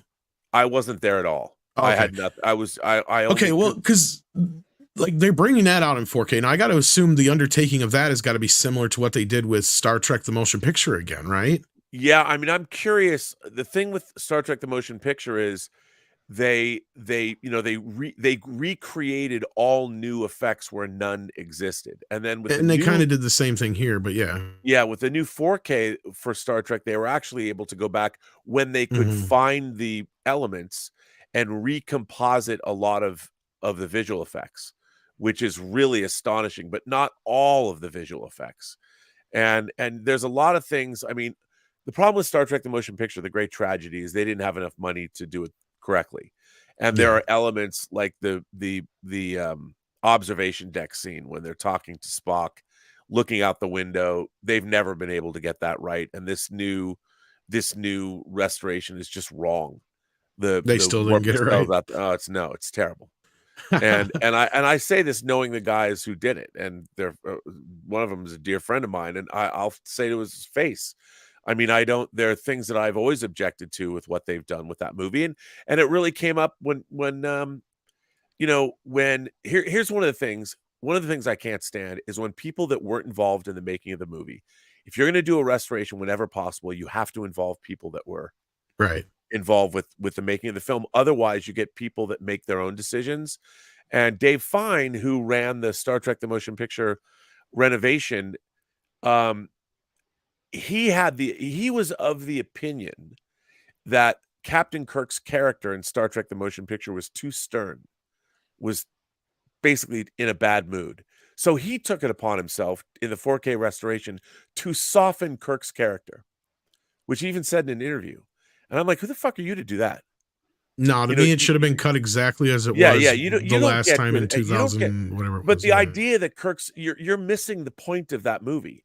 And frequently, and this is when I object to fans who get a hold of things, they don't understand a lot of the time the nuances of the whole point of Star Trek: The Motion Picture is Kirk is an asshole. He is a dick. And the through the course of the movie, he becomes, rediscovers his humanity. In a yeah, way. he rediscovers himself. And the same is true of Yeah. Spock and McCoy, that they're a family that's been apart. They And rediscover all themselves. Yeah, yeah. and when I was reading this interview with Dave Fine, I'm like, dude, you've overstepped, bro. You have overstepped, and you've actually, there are things in the movie that are missing that were in the theatrical version, and that Yeah. were cut away, that were taken out. And I'm like, that you overstepped. And so, See, like when I love Basic Instinct. With the 4K of Basic Instinct from Studio Canal is to teal and orange. And that was somebody, why not pay the money and get Jan well, and de I Bont brought to up the same thing to you that Bill Hunt, for some reason, just wants to ignore, but they fucked up really badly on the restoration of Out of Sight. I don't know if you've seen it yet. Yeah, I have. I don't know what the fuck they were thinking. And I tried telling Bill this. I'm like, check out the old Blu-ray. And he's like, oh, no, it's different. It's just, I'm like, no, check it out. Like, they are too orange in the Florida scenes, and they are too blue in the Detroit scenes. Like, there is no color at all but blue. At least in the old version, you can see other colors kind of bleeding through. Yes, there's a tone, but they have gone completely overboard with this, and he just ignored me. But, like, I don't know if you've seen it yet, but it is bad. Well, again, I think, and I'd have to check and see if Soderbergh is his own cinematographer, and he supposedly he signed but off on it, but I'm not sure if he knew the extent of how bad it was going to look once you put it out on the other end, is what I'm getting at. Like, I wonder if he calibrated it in a certain way version he signed off on, or whatever he saw on his side, because it just doesn't look right. Yeah. But that could very well be, it's like, well, then all that when stuff aside. Yeah, I mean, again, a lot of these movies, they try, the people at Warner Brothers actually do the best job that they can with what they have. They've really, right. They do a pretty good job. I mean, and I think, and remember, one of the things about movies like Superman or Close Encounters is when you're dealing with optically printed visual effects, a lot of them, people are like, well, why does Ghostbusters or why does Close Encounters, why does it look so grainy in the effect sequences? And it's like, yeah, I know, because it's 3 or 4 generations. Yeah, there's no way printed. that's just how optical print and I get that. A lot of people don't. Yeah, a lot of people. I get that personally, that. And I've been a lot easier on Warner than a lot of the fan community has on their 4K work. But after watching Superman again the other night, and I watched Beetlejuice last week, I'm just kind of watching these movies going, for some reason, I feel like, especially considering these are supposed to be from the negative, and Beetlejuice looks great, but it doesn't look as good as it could, right? Like, that's where I'm at. It's like, what is going on at Warner Brothers and that aspect of it? But I hope they don't have a Robert Meyer Burnett. That's one thing. That's part of it. I know but that. But also, you'd be surprised that when you actually look at the negative, negatives are a lot, sometimes the photography is a lot grainier than you remember. Oh, I know. Yeah. So it really depends. I mean, I'm somebody who understands that grain is film, Robert. And my favorite, look, you're preaching to the choir, because I heard you talking about Vinegar Syndrome the other day, and I'm just like, yes, Vinegar Syndrome. They don't fuck with it too much. I got that Texas Chainsaw Massacre 2 the other day, or last week in the mail. That's watched that the other day. Vinegar Syndrome version. Oh, fuck, it looks amazing. It looks like film's supposed to look. And I'm sure I'm just waiting for the masses to go, oh, this scene's too grainy, that scene's too grainy. And I'll be like, you know what? Doesn't matter. You can actually see everything. The resolution's there. They didn't fuck with it. They didn't add too much DNR. They didn't mess with it overly. And that's what I'm seeing in a lot of these Warner and Paramount releases, is way too much DNR. Like, it's I'm not even seeing the original grain anymore. I'm like, what is going on here? Yeah, like, I really hate that. And again, so for those of you who don't know what DNR is, digital noise reduction. And unfortunately, when you have movies like Pixar films, when they started releasing high definition screens and Blu-ray and now 4K, when you're looking at a computer generated image like a Pixar, you're not going to get grain. It looks incredible. Absolutely incredible. So when you go back and you look at a film that is photochemically originated, like most movies were up until recently, and you see grain, it people are like, why does it look that way? You know, they don't understand. Well, so what DNR does is it literally blurs the image. Yep. So it blurs the grain. So the grain is not as fine. But by doing that, what it does to, say, the human face is it also blurs a person's pores. Details. Yeah, it also blurs the It makes it details. look like a wax figure. And Yeah, the AI upscaling has the inverse effect too, where it smooths everything out, but you don't have the blur, and it's like it doesn't look real. It looks uncanny valley. Yes. Well, you it looks also uncanny have valley. where it's Absolutely it like Peter Jackson, your friend and ours, has all gotten. No, I'm just kidding. He's more or less your friend. He has gotten a little too crazy with this shit lately. I don't know if you've seen Get Back, the Beatles documentary. Yeah. He went way too overboard on that. And then his Lord of the Rings re-release, I don't know if you saw, but there's the scenes where they're losing things in the background because of the DNR. Like in one scene, Gandalf's staff completely disappears into the background. That's exactly what Robert's talking about, guys. Yep. Where you DNR the shit out of it, and then the computer can't tell the difference between one object and another, so it just blends the two. Yeah, and they do that. I mean, the thing about Lord of the Rings, a lot of the problem there is that, again, that was a film that was finished at 2K. Right. And when you're blowing it up, I mean, I know they've gone back to recomposite things, but some things that the way they were composited, they're going back and upscale and they're trying to make it's it hard. match. It's hard. Yeah, it's hard to do. And it's, nobody ever thought when they were doing these things that we were going to live in this 4K world, I get it. It's incredible. I mean, but when you watch something like Blade Runner, shot in 82, and that high contrast kind of the way Ridley Scott will use like one HMI to mostly light a scene. And I mean, or you look at Jan de Bont's, one of the things that disappointed me so much about Basic Instinct is the Die Hard 4K disc looks incredible. That movie never looked good on home video. It was always smeary and terrible. And the 4K disc of it it's really hard to get Jan de Bont's photography because it's so filtered and it's really hard to make it work. And Basic Instinct, it's really sharp and clean, but the leaning in on the teal and the orange that's not the way the movie looks. And that's when you really have to have people that know what they're doing. Because Jeffrey Unsworth's photography of Superman, the movie, that's also heavily filtered. That's a nightmare to make look proper on home video. And that's why I was kind of giving that one a bit of a pass, because I know the way he shot it. I can't remember how he did it, but there was a filter on it that made everything kind of have a softer glow. So there you already have something that's going to work against what 4K does naturally, now, right? Didn't he have to do it that way because he was using that mirror effect to key out the blue on blue for Superman flights? Yeah, there was some of that too. Yeah. Honestly, I can't remember. As far as I know, he invented that technique at the time because they didn't know how to do it. They're like, we can't give Christopher Reeve a green Superman suit and then color time it afterwards. They didn't start using green screen until digital. Well, they use a lot of orange and yellow screen for Superman. And then, here's the thing is, I thought I heard this story, and I could be wrong. Maybe, Robert, you know it better, but the way he shot Superman was like, wasn't it when they were doing the Krypton scenes, they had that light filter thing underneath that had the fan on it so they could light up the suits? Well, yeah, the suits are Scotch light. So yeah. But what I'm saying is that they're not illuminated from the inside. No, I know. But my point is this, is that he had that set up. But I thought I had heard that he loved how that gave a halo effect to everything on even when you're shooting normal. Yeah, so I thought that's what I heard is he like shot the whole film that way or something like that is what I heard. And that's the same thing with Superman 2. And that's where you can definitely tell that when they jump between the Lester stuff and the Donner stuff because of the way it looks. Because of course, Jeffrey Unsworth shot that and the other was, but I don't know if you ever heard that story before or not. During production. He did like shortly after, or whatever it was. So he never got to finish shooting anything, but I'd heard that story. That's why Superman looks that way. I don't know if that's true or not. I mean, I wouldn't be surprised. I don't know the answer to that, but I wouldn't be surprised. But he used whatever that technique was because it was like this little light with a fan in front of it because it would like, just for the same speed as the camera.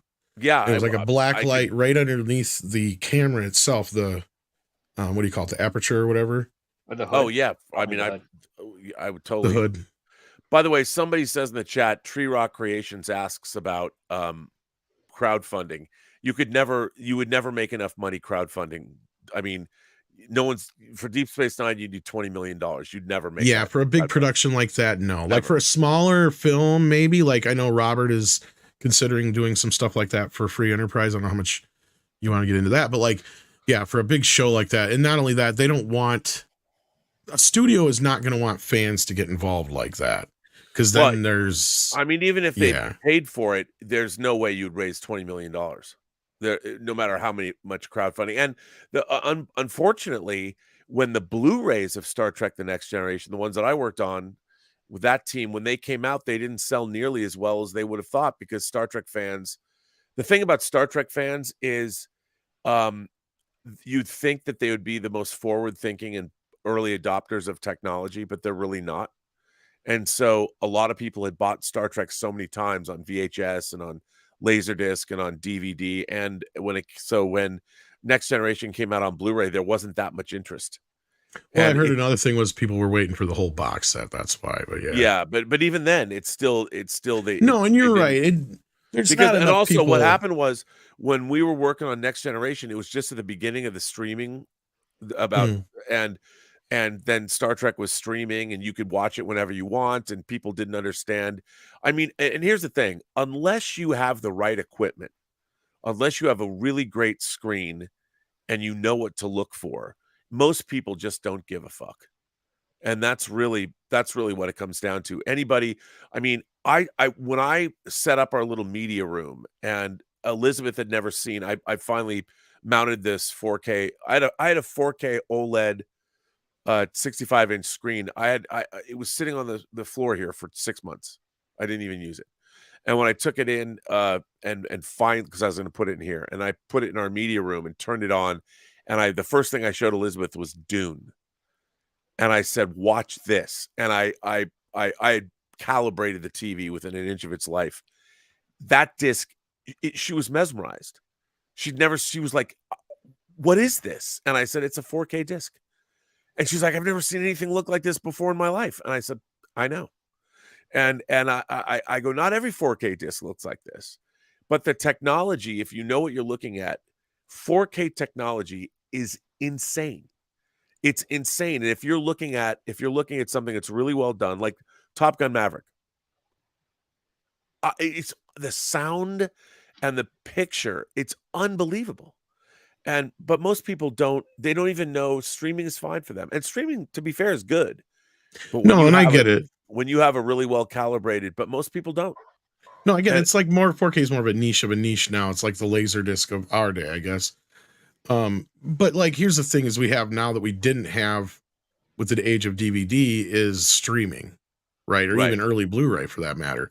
So a lot of these things can be amortized for streaming, and I can see why, because I've even talked to some of these boutique companies, and like I said, I know you know a little bit about it that I can't say out loud right now, but like I know how some of these things work a little bit, and you're right, the amount of money that goes into this, the amount of that they actually have to sell.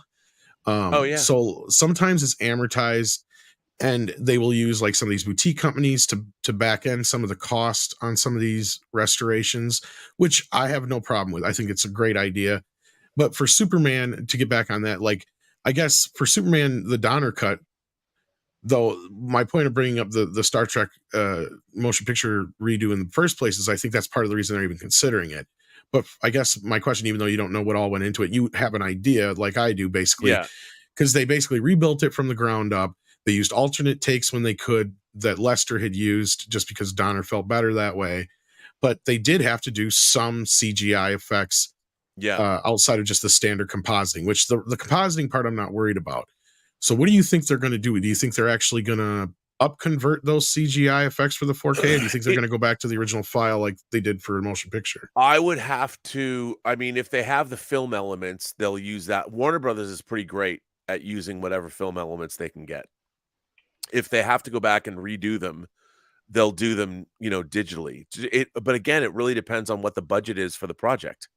Unfortunately, well, and I know it's not nearly as extensive as the motion picture either. We're talking like we'll get the lowest bid. unfortunately. But I think it'll probably look pretty good, you know. I would imagine, because they've been working on it. Right. I know this. They're working really hard on those discs to make them look as great as they can. That's cool because Because it needs it. Because yeah, it's been what, 12, 13, almost 15 years since we've yeah. had the Blu-rays and Because the remember DVD set. when they're doing these things, this is it. This is the future proofing of these projects. They're not going to be done again.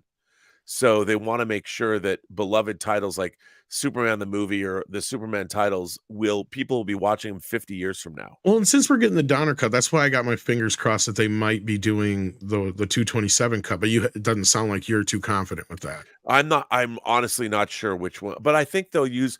Look, Because they didn't mention the first movie yet, so I'm curious why they're holding that back. Yeah, I mean, we already got the theatrical cut. Yeah, they might not be doing. They might not be doing any more work on that. I'm not. Well, sure. And here's the reason, because going back, because you're right. Like these movies I brought up earlier, the Snyder cut barely sold over $15 million worth of home media back in the day. It was one thing you could kind of bank on a movie bringing in 100, maybe $200 million on home video if you were lucky. I get it. Nowadays, you're lucky if you can get a third of that, if not whatever. So the only way I can see Warner Brothers doing this is selling them as a box set, because they have not sold the Superman movie singularly until they have sufficiently sold the box set numbers and they know it's good enough to parse them out. And over the years, they've re-released the same discs over and over and over again. So that part, whatever, to me, that's not technically like releasing them in quotations. I mean, unfortunately, though, more people. I mean, the discs are selling 25% less every year. Yes, this is true. And then it goes on to streaming, and even, unfortunately, we live in a world, unless you've got something like Friends or something people, like Bonanza we were talking about earlier that people stream. Superman the movie, even diehard comic book fans, Superman the movie's old. I get you, Robert, but I still got to imagine it's one of Warner's, because they re-released it so many fucking times over the years. That tells me that it keeps selling for them. It does, but remember, the audience, we are the audience for that movie. I mean, I saw that opening weekend when it first opened, but that movie it's 44 years old. No, I get it, Robert. And there's, I mean, in our, I hate to say it, but I've heard so many people, they don't like it. They think it's corny, it's old, the special effects aren't good, and I hear that with everything. Oh, I've been dealing with the Snyder Cult all weekend. They criticize the things that mean nothing, but don't compliment it on the things that mean everything, like the acting, performance, the character, like the stuff that actually makes people want to watch movies again. I mean, and that's actually the thing that has hurt the film industry since the 2000s, because when special effects crossed that Rubicon and became really, really amazing, the average fan or the average moviegoer cared only about the special effects and not why they were watching the movie in the first place. They just want to see something cool, as opposed to what stories and movies were, which is to move you, to distract you a little bit from life, or make you think something about yourself and the things that you've experienced in a different way, and really appreciate that experience. Like, we don't have those experiences anymore. The experiences are dictated primarily on how much blood is there, how much nudity is there, how much explosions are there.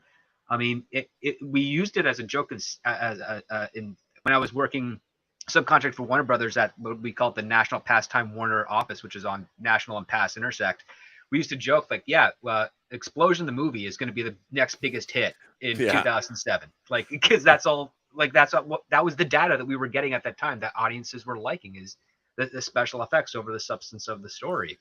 And we are paying for that now. And now the audiences are conditioned to that. So even if you were to find a miraculous way where you could take all the performances from Superman the Motion Picture and recomposite all the special effects to current day levels, I don't think even audiences would appreciate that or be interested in that as much. Yeah. And I mean, we're getting into some very philosophical talks on this whole thing, and I appreciate this conversation, because it's great, even though it's not exactly what I'm asking, but it is poignant and true. I will get to that point. But like with Superman the movie, though, my thing is I have a feeling we're going to get a box set. That's why I was bringing it up, and they're going to do something with the first. Oh no, movie. I think we are. And look, I even said this. I'll tell you what I did. There is a version of Superman Returns Yes. that it was the Friends and Family version of Superman Yeah. Returns. It's about a half an hour longer than the And I'm theatrical. assuming it has that big expensive opening we never got to see. Yeah, it does.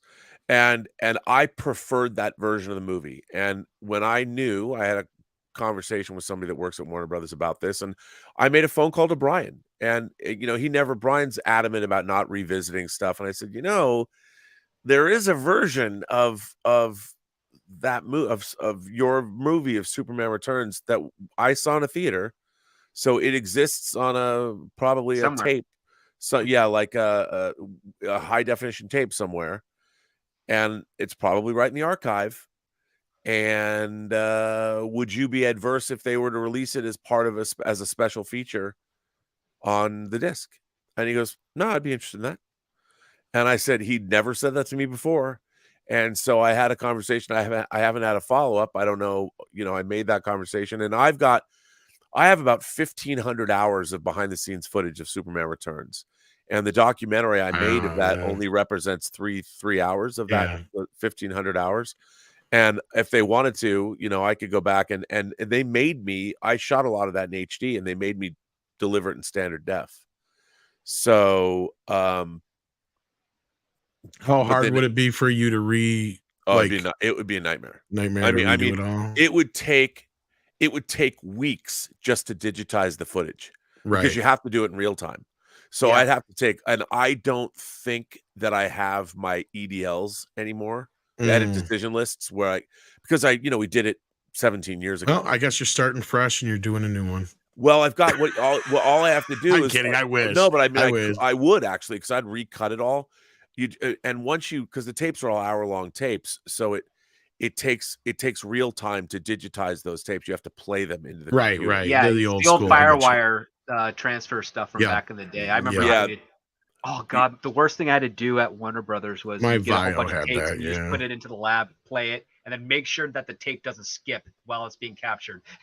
So yeah, I mean, yes, absolutely. And well, here's the and I'm glad you brought up Superman Returns to a point too, because all that stuff aside, because that might be something to entice me personally to want to be interested in getting that film, is that extended cut. Because let's be real, a 4K version of Superman Returns is not going to help that movie much, because it was shot in 1080, correct?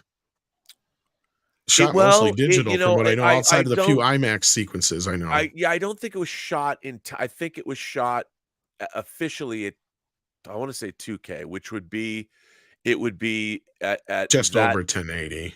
Yeah, it was 280 is 2046 by 858. So pixels. And 1080 is 1920 by 1080.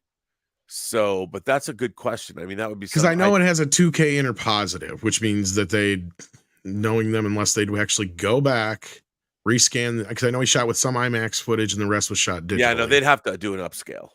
And that's what I'm afraid of. But I mean, yes, you can give us a much better picture than we've had before. I'm not going to argue there, because you're right, Robert. It is a little bit better quality probably on the master tapes, and they could do a much better conversion now. But if you were to throw on that extended cut of Superman Returns, now we're talking.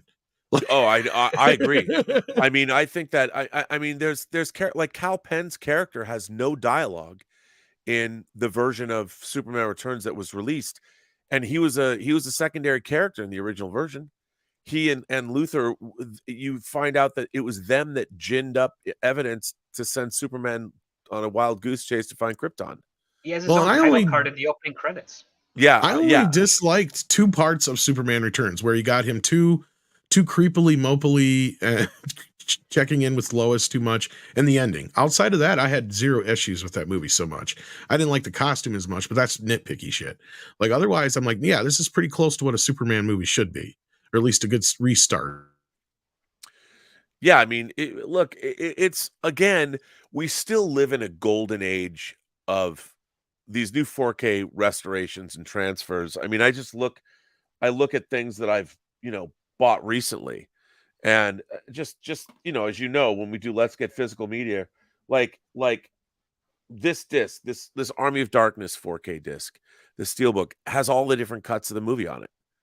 but And only one in 4K for some right, reason. but the thing is, they again, no one. It comes back down to who's going to pay the money to do the Well, restoration. they did a scan for the international cut in 4K, but I have a feeling that Universal had a say in that because they want to release a version later down the road. But yeah, I mean, That's look, my guess. did I ever think I would get Return of the Living Dead on 4K? No, and that looks another brilliant looking one. It- Actually, surprisingly, It's stunning. I mean, just I look at To Kill a Mockingbird 4K. I gotta watch that one yet. I got that Incredible. one, though. Bullet Train. I mean, that's new. I just watched that last night. Have you E.T.. seen that yet? Yeah, it looks great. I Bullet mean, Train, like the movie itself, though. What did you think of the movie? Because I actually enjoyed it quite I a think it's bit. pretty good. I think it's I pretty thought it good. was fun. I mean, I went to, I got this Best Buy, the line. I got that one. Yeah. It's great. And then this Cabin in the Woods from the UK. This looks great too. I mean, keep seeing that limey one sitting in my thing, and I keep thinking, God, I just want a Nightmare on Elm Street steelbook with that striped. I know, right?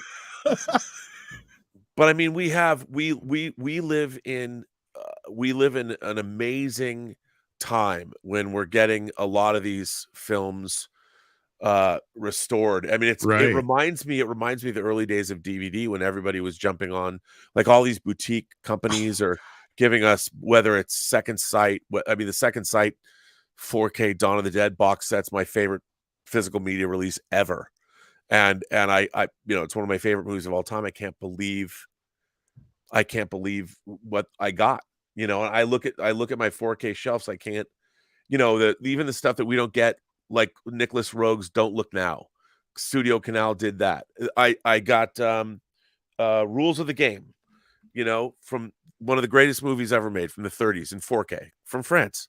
Like, we'll probably never get an American version of this in 4K, but No, the but it French exists. That's all that matters. Yeah, and I'll and import things all the time. So I mean, it's insane to look at. Like, I never would have thought, like, I just got this, The Changeling, Peter Medak's The Changeling from 1980. This is one of the greatest ghost stories ever. Synapse put have it out you in watched 4K. that yet? Yeah, I got that one, and I got the old Blu-ray, but I've heard there were some issues with the old Blu-ray. Did they fix that for the 4K? Yeah, it was sound. They fucked up some of the surround channels. Yeah, that's what I heard. Yeah, but they fixed. They did issue a replacement disc. I mean, okay. even The Changeling, which it looks, some of it, especially at the beginning, is really grainy. It looks fantastic. I don't have a problem with the grain. I'd rather see the grain and know I'm getting full resolution than it be, because that was what I got pissed when I watched like Scream and Scream 2. I'm like, these movies should look a lot better than this. There's something going on here. And I checked. They're supposed to be from the negative. I'm like, when they got DNR'd to death because they didn't want to see any grain on them. Well, yeah, and that's a big problem. And and remember, a lot of the people that now do these things, they don't care. And I can tell, and I can usually tell, because I brought this, I think I brought it up to you, how just ecstatic I was about the Outsiders disc. I like the movie just fine. I don't hate or dislike it. I thought it was a great film. But the Blu-ray, like right now, if we had to pick the best presentation for a Blu-ray of this year, Outsiders would be a hard one to beat, because they went back to the original negatives. Oh, Coppola redid everything from top to motherfucking bottom. There's never been a Blu-ray, 4K Blu-ray that I've seen that has looked as good as that, as far as classic films. Yeah, I have that big box set of it. It's astonishing. Yeah. Well, they did that for, everything they did. The Apocalypse Now 4K disc is insane. Well, yeah, but the thing is, with Apocalypse and Godfather, there's bits and pieces of the negative that are missing, unfortunately. But by that point, Coppola, by the time he got to The Outsiders, he even says it in the making of, he's like, I made sure I kept everything. And this is why. But both Apocalypse Now and Godfather, they still look amazing. Although some people have been bitching about the transfer of Godfather, and I'm not quite sure what I see what they're seeing. I think a lot of people have their TVs calibrated differently or something. I don't fucking know. Well, a lot of people don't know what the fuck they're talking about. That's what bothers. Everybody expects things to look the same. Like they don't understand. No, sometimes you got to adjust a little bit here and there, but yeah. But I mean, they don't understand the difference between what film stocks were used. And, exactly. And I listen to people, like even Bill Hunt from the Digital Bits is always, everybody's bitching and moaning, complaining all the time. And it's gotten to the point where people just don't know. They just don't know anymore. They just don't understand what they're talking about, and it gets really frustrating. And I get it, and that's why he sometimes ignores me, I'm sure. But usually when I bring up something to him, it's like there's a reason why I'm bringing it up. Yeah. like the Friday the 13th thing. Nobody noticed it, but a couple people. And when they brought it to my attention, and I brought it to everybody's attention, everybody's just kind of like, "What? Huh, okay." Like Bill ignored it. I think you guys talked about it a little bit last week, though. Luckily, because it was a glaring as hell. I'm like, wait. time out. This movie has always started with a Flash, and then Friday the 13th comes in. Where's the Flash? Well, the funny thing about that is I'm sure whoever was doing that transfer, and I think I said this, thought it was a mistake. And there are things that they like, they'll look at things like the planet Mars in War of the Worlds. That's how it looks total, blue. and that's why I can't believe that Bill didn't jump on the Friday the 13th thing, because Shout Factories, this is exactly like the Criterion versus Paramount thing with War of the Worlds. Shout Factory's version of it comes from the same 4K scan, and it has the Flash. Right. Paramount's doesn't. Same thing here with Paramount again. Criterion's version has it correct. Paramount's doesn't, and they're trying to pretend, oh no, it's right. Well, I think Criterion actually. Here's the funny thing about that movie was for the longest time my favorite movie in the world. I think the blue version is actually the bluer version is actually correct. The original version, yes, I think you're right. I think it's, and the one that's really red, that's fixed. That's something that was I think added. You're right too. I was gonna say I think I remember that something because like yeah, that. I mean, it was the way it was supposed to be originally, because that's how I saw it on. Because it's before we knew. That movie was made, I think, before we knew that much about Mars. Well, if you look at the polar regions are taken into consideration and all that, so it wasn't bright red, and I know that they like fixed it, but Paramount didn't, and people are you going to recall? It's just like, look, when you look at something like that, to me, I'm like, you want to fix it and make it look more red. The fact is that I'm sure they added blue into the atmosphere to make it look more realistic or whatever. That kind of stuff doesn't bother me, because when I look at that, I'm like, I think the more blue version is right, because there's still red in it. There's just blue atmosphere.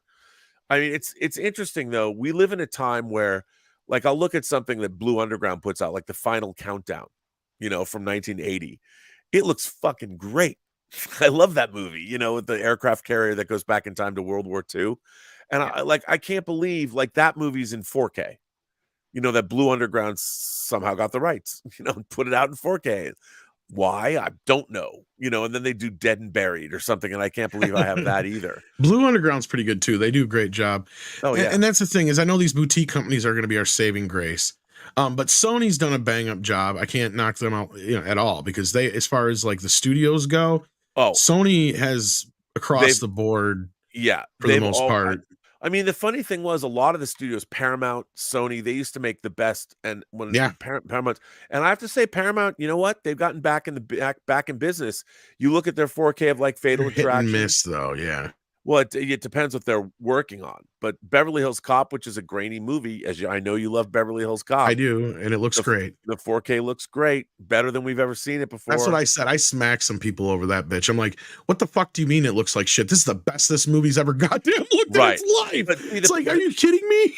That's because people don't know. They don't understand that what they're looking at. I mean, that film was really great. Gremlins was another one that people like, and that one I understand, because I know that one, they're working from a lot of secondary things, not the first actual negative, because of all the Gremlin shots. Most of them are sped up. Right. Yeah. So that's where I'm worried with a lot of that shit, is like, and this is where, again, I wish they had the time, and the money to go with the effort to go back in and actually do what Francis did with The Outsiders, but I just know that's not possible. Right. Yeah. And I accept that. I understand that. But I get what you're saying. Like, a lot of people don't get that, because a lot of people bitched about Gremlins and like, are you fucking kidding? That's the best Gremlins has ever looked. But I understand where people are coming from, because all the Gremlin shots are not the negative for the most part. Not all of them, but a lot of them are sped up. So they were done like the same way opticals are done. So that whatever they have in the negative there is those bits. And people got to understand, when they pull out these negatives, I know you know what I'm saying, Robert, but just for those who are listening, and script, obviously, sorry. They pull these out and they have bits and pieces, especially the older films, from different stocks that aren't always the negative, because over the years the negative will get damaged. So they'll clip out that bit and they'll put in the inner positive here, there, or a fine grain here and there. Oh yeah. And so you have various cobbled together versions over the years, depending on how much the movie has been fucked with. So surprisingly, some of these lesser seen films probably have better, if they've been preserved at all, better preserved stuff than some of the more used films. Like, that's the problem Jaws ran into, right? and some of these other films like Lawrence of Arabia that have been struck hundreds of times, if not more than that, from the negative themselves for all these 2001, the negative was just gone. It had been struck so many times for the re-releases of 2001. They did not have anything left of it to work with from the version they had, but they luckily had a few of the great fine grain 70 millimeter prints and stuff like that to work with. But again, you guys got to understand this. I get it, and I know Robert's trying to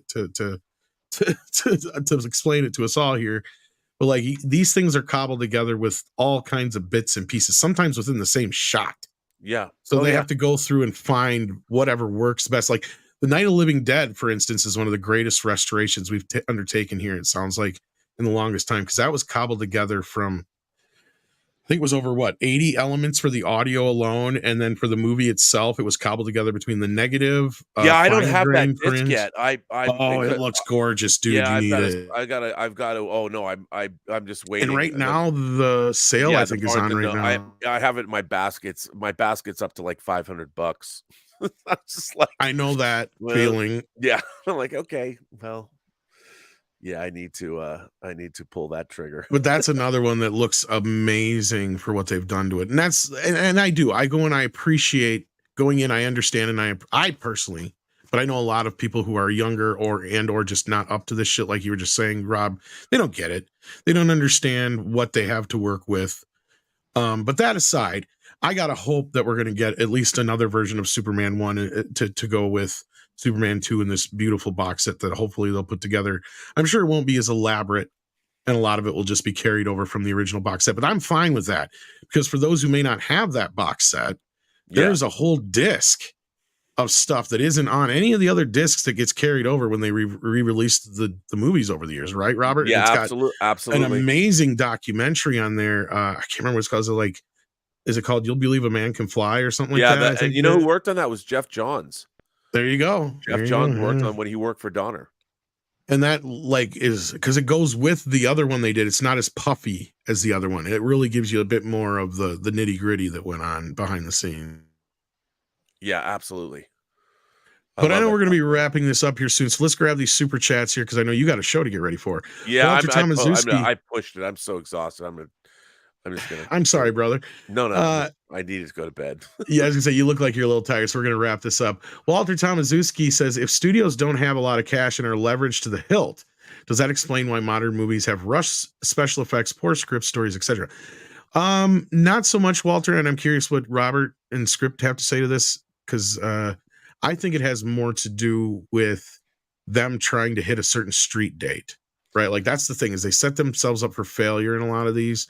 You set yourself up for summer X date, and then you push, and a lot of compromises have to be made in the end. And more times than not, look at Justice League as a great example. They'll throw more money at something and still wind up with a piece of shit in the end. So what do you guys say to this? I think it has more to do with them setting themselves up. What do you think about that? It's never come up. Whenever I get a deadline, it's weird. I mean, it doesn't sort of ring true. They're always leveraged to the hilt. They do that because they like to. They save a lot of money on taxes with debt. I mean, that's one of the reasons why they do that. I don't know. Like it's never really been something that came across as like, oh yeah. I've never had an assignment job, especially when I would come in and just pitch to a studio where they said, yeah, we need this done by this date, or else we're going to be losing, lot B. Like they don't say that type of stuff. They almost don't even really care. It's just the nature of the game, from my experience, is that, yeah, we're leveraged up. We just want to make a whole lot of money on this one film. The other part you also have to remember, Walter, is that every single movie is registered as its own independent business, and it's being co-financed by the studio, and it's also being leveraged by, it's also getting like lines of credit to help produce it. Now, depending on what they negotiate with that lines of credit, it dictates on how much interest they're going to pay if they don't make their payments. And if they don't negotiate well and they have a very small window, then they have to rush the thing out. And sometimes that could come to the come at the expense of special effects or script rewrites or reshoots or what have you. I would say right now, Warner Brothers, my speculation is that Warner Brothers is really, really agitated with The Flash, because it was supposed to come out like 2 years ago. some of the stories I've heard is that this movie has been almost virtually reshot twice in the last year and a half, which means that they've been throwing a lot of Yeah. good money after a bad product that they some reason have to get out, and why they have to get it out and why weren't they able to sort of write it off with the AT&T Discovery merger, I don't know. But it is what it is, and I think they're going to just keep throwing money at it to do that. Now, the other part too is like, say you're working on writing something on spec. That is a whole different version as opposed to assignment, because all these IP films that Warner Brothers and Paramount whatnot, these are assignment films. They're pitched within house, and sometimes they'll reach outside to have other people pitch, but primarily it's in house. They have the scheduled dates. They know what the budgets are going to be. They have an idea of the cast. It's all kind of preset. But if you're writing on spec, as a screenwriter, the rule of thumb is that you should be writing a new feature film or pilot every 3 months. That's your turnaround, because you have to do that for a career. And if you're writing on spec, you can make that script as best as you want, and you're just pitching it to studios and they'll buy it on that, and then they'll order some rewrites and put it into production. And if it's a moderate budget, it could probably be a hit. And if it's a big budget or it keeps exploding, it still could be a hit, but it'll take longer to make its money back. But they're not going to invest in that film unless the script is already good on spec. When it's an IP and in-house thing, they've already allocated the dollars. It doesn't really matter at that point. It's all about making sure that they hit their dates, that the director and their entire production team makes their day, because that's all budgeted down, as Robert has said, to the second, pretty much. Right. And that they hit their deadlines and get out for their release date. That's why that's just the way the system is. It's not I mean, it's a well-oiled machine, but it's not a very well-run machine, so to speak. Like, that's the best way I can sum it up. Yeah, how it's would you kind of contribute to that, Robert? No, I Yeah, mean, that I was think something. you're absolutely right. Yeah, that was well done. I totally agree with you. And nobody sets out to make a bad film. No. Movies are kind of like alchemy. There's so many moving parts. And remember, when they budget and schedule a movie, they think the script's great. They do. They don't. Very few times does a studio. That's not saying it doesn't happen. People have started making, like, famously, Gladiator didn't really have a script. They were writing it as they went. Same with Casablanca. Yeah, and they got lucky. Sometimes you get lucky.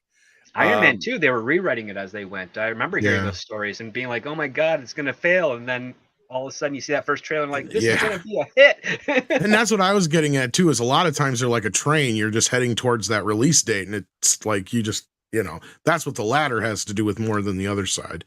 I mean, sure, if you're in a smaller independent company, you can run out of money real quick, and that can happen. But Well, the one thing you have to realize is that Hollywood, all the studio systems do not run in any way, shape, or form similar to like working at a part-time job at like a Walmart or a Exactly. McDonald's or an office. It is the most bewildering thing, where incompetence doesn't necessarily mean you're fired. Right. And that's true. what I was kind of saying too, is unless it's an independent thing, it's a way different animal in the studio system. The chat says only thing to be changed with Star Wars was the lightsabers and the blocking on the ties in Empire Strikes Back. Shocked by the special editions. Actually, there's some more changes than that in the special editions, if that's what you mean. I have some other issues, like they changed some lines and other things that make no sense in that too. Yeah, why does Darth Vader say "Bring my shuttle" so I He can doesn't have to return to do my that. Star Destroyer? Yeah. In the movie, he Yeah. just said "Bring my shuttle." We knew he was alert going my back Star to his- Destroyer that I'm intending to arrive. It's like, no, we don't. He Yeah. doesn't have to alert them. It's his Star Destroyer. He shows up Yeah, when he it's wants. like- And the other Oh. one I love is you're lucky to get out of there alive instead of you're lucky you didn't taste so good. Like, why the fuck did you change that, George? When R2 gets ate by the monster in the on Dagobah. Yeah, it's like he's not alive. He's a droid. That makes no there's sense. really weird. There's a lot of strange changes. Yeah. and I'm happy to have both of those movies. Me too, and I can't wait because The Got, like, original 3 different version. versions 4K of- 80 is almost done from what I've heard. Robert, have Yeah. you caught these yet? Oh God, I can't wait to see all 3 of them. Yep. I've got the 4K file for 4K 77 here. Yeah, I got 4K 83 as well. 77 and 83. Yeah, they're beasts. They Yeah. are, yeah. But they look beautiful. X Delta says, should I not buy Lord of the Rings extended edition 4K? Well, I didn't say that. No, per se. look, for the most part, there are things that happens too, but it's the best it's ever looked, and the sound alone is worth it. Well, and yeah, and then the thing I was saying with like Friday the 13th, I mean, is that going to be like an end all be all with the one flash being missing? No. More people are bitching about the movie being dark, and I'm just like, turn your brightness or contrast up a little bit. The movie looks better than it ever has before. Well, I also Yeah. think I think a lot of people don't have their TVs calibrated properly. That's what I think it is too, to be honest Well, with that you. I mean, also the fact is, can they really be bothered? I mean, the majority of us grew up buying a TV, plug it in, and you're good to go. Like that's You're Right. not the old wrong, tube Script. televisions. It's like No, That's but I why, mean, yeah. with a I gotta- 4K, when you have a 4K TV, like I have a calibration disc, and everybody should calibrate your TV. You should take it, and some calibration discs are more extensive than the others. But it's like when people were bitching about House of the Dragon, how House of the Dragon looked dark. When I first watched House of the Dragon, I was watching it on that one episode where they're outside, everyone was complaining. I was watching it on my computer monitor. I'm like, what the fuck? You can't even see anything. And then I went and watched it on my 4K Dolby Vision calibrated TV, and it was dark, but you could still see the night sky, and there were stars in the sky. It looked really, really good. Are you But talking about the scene where he's on the dragon? No, it was one where 'Cause that was- Rhaenyra and Damon are on the beach, walking on the Oh. beach. Didn't they talking. fix that Yeah, though? was I thought fine. people. The shot when that young kid's on the dragon, it's clearly a day for night type of shot that they tried to put a night filter over top of. It looked atrocious. I was like, who the heck shot this, and why aren't they fired? Yeah, a lot of it's Oh. They tried to make the sun look like the moon. It was really pathetic. Oh. Yeah, I mean, the stuff that I saw when I was watching in Dolby Vision, it looked great. But again, people complain. I especially when they say things that look too dark or what, like Heat looks too dark. It's supposed to be dark though. Yeah, but I mean, it's darker. It's looking at that. I was surprised at how dark. See, I've was. I've heard both sides. I've heard a lot of people say it's too dark for them, but now I've heard people who remember seeing it in the theaters at the time, and they say it's just like it was when they saw Yeah, the I theater, saw you in weren't the supposed to theaters, see De Niro and all that shit. No, so. it's too dark. I mean, Okay. it is. I just turned up my brighten. See, I have different settings. See, first of all, I will say most people, if you have a filmmaker setting on your TV, that's the first thing you should do is turn that on, because that'll take all the bullshit off and then go from there as a bottom line palette and then go by your taste. That's exactly right. That's exactly right. And what's interesting on my TV, there's filmmaker setting for TV and theater, like cinema and TV. Yeah, some actually have multiple filmmaker settings. You're right. Yeah. Yeah, and the sometimes the cinema setting is a little too dark for and again, that's when I put in a calibration disc, and with bars and tones and with grayscales and calibrate the TV. And I think my TV has 4 inputs and 4 HDMI inputs, and each input's being used. 2 of them are connected to 4K players, and 2 of them are connected to video game, to a PlayStation 5 and an Xbox X, and each one is calibrated individually. So I go through and even though the calibration for the 2 disc players are the same, I still calibrate them by hand, with the disc. Right. And then the And game settings are different because you want them at 60 hertz 60 frames or however Right. you want it. And I was just going to say, some people got to realize too, depending on your television, depending on the input or what is even being input from that input, it can change. Like my settings will change depending on what signal it's getting. It doesn't stay with, like if I get something that's 4K and it's sending a Dolby Vision signal, it'll go with that setting. If it's just a standard Blu-ray setting, it'll go with that set. You know what I mean? Like, Yeah. So there's various settings. My TV itself will just, depending on what is coming. So you got to pay attention to that stuff too. Yeah, absolutely. The chat says, by the way, shocked, meaning wholly unnecessary changes. Yes. Yes. Well, it's the special editions are just chock full of them because they were nothing more than a playground for George to see what he could do for the prequels, basically. Yeah. Mega Wing Zero says, it reminds me of Dragon Ball Z Blu-ray 4x3 release. I think he means They contrasted or compressed, one of the two. The crap out of it. There's a point where people disappear, then reappear within a scene. That's not good. Then we got MJG says, great chat. Well, thank you, MJG. And I'm glad it did turn into a very interesting discussion. Teague says, are you guys excited for the Aqua Teen Hunger Force movie coming Tuesday? And which of the 3 Adult Swim movies are you most excited for? Aqua Teen, Venture Brothers or Metalocalypse. To be honest, Teague, I have never been a huge Aqua Teen fan. I've heard Venture Brothers is something I would like. Venture but I've Brothers, never I'm watched super it. excited for. It's the most brilliant cartoon show over the last. So you're one of the people who pushes it, yeah. But Metalocalypse, I have a little. I was never like a huge fan, but I have a little piece that I love, and you know, Schnepp is a big reason for That's that. that's why I have to say I've got sentimental. So I'm kind of worried about that one. Go ahead, Robert. You have the floor on that. Bro. No, I mean I that's why he was instrumental in making the original Metalocalypse. So it's, to me, it just makes me. I just hope it's good. But again, like Scripty, Venture Brothers is great. So really looking forward to that. So yeah, if I had to pick, I'm sure Venture Brothers will be the best one, but Metalocalypse will be the one I'm the most worried about, just because without Schnepp, it's just not the same. yeah. Cinema Gulp says, "Yo, R&B, love seeing you here tonight. Only thing I have to say is that Andrew Lincoln from The Walking Dead should have been the Batman. Much love, guys." Oh, there you go. That's his choice for Batman. I think he'd be a better Two-Face. Yeah, that's a great call. There you go.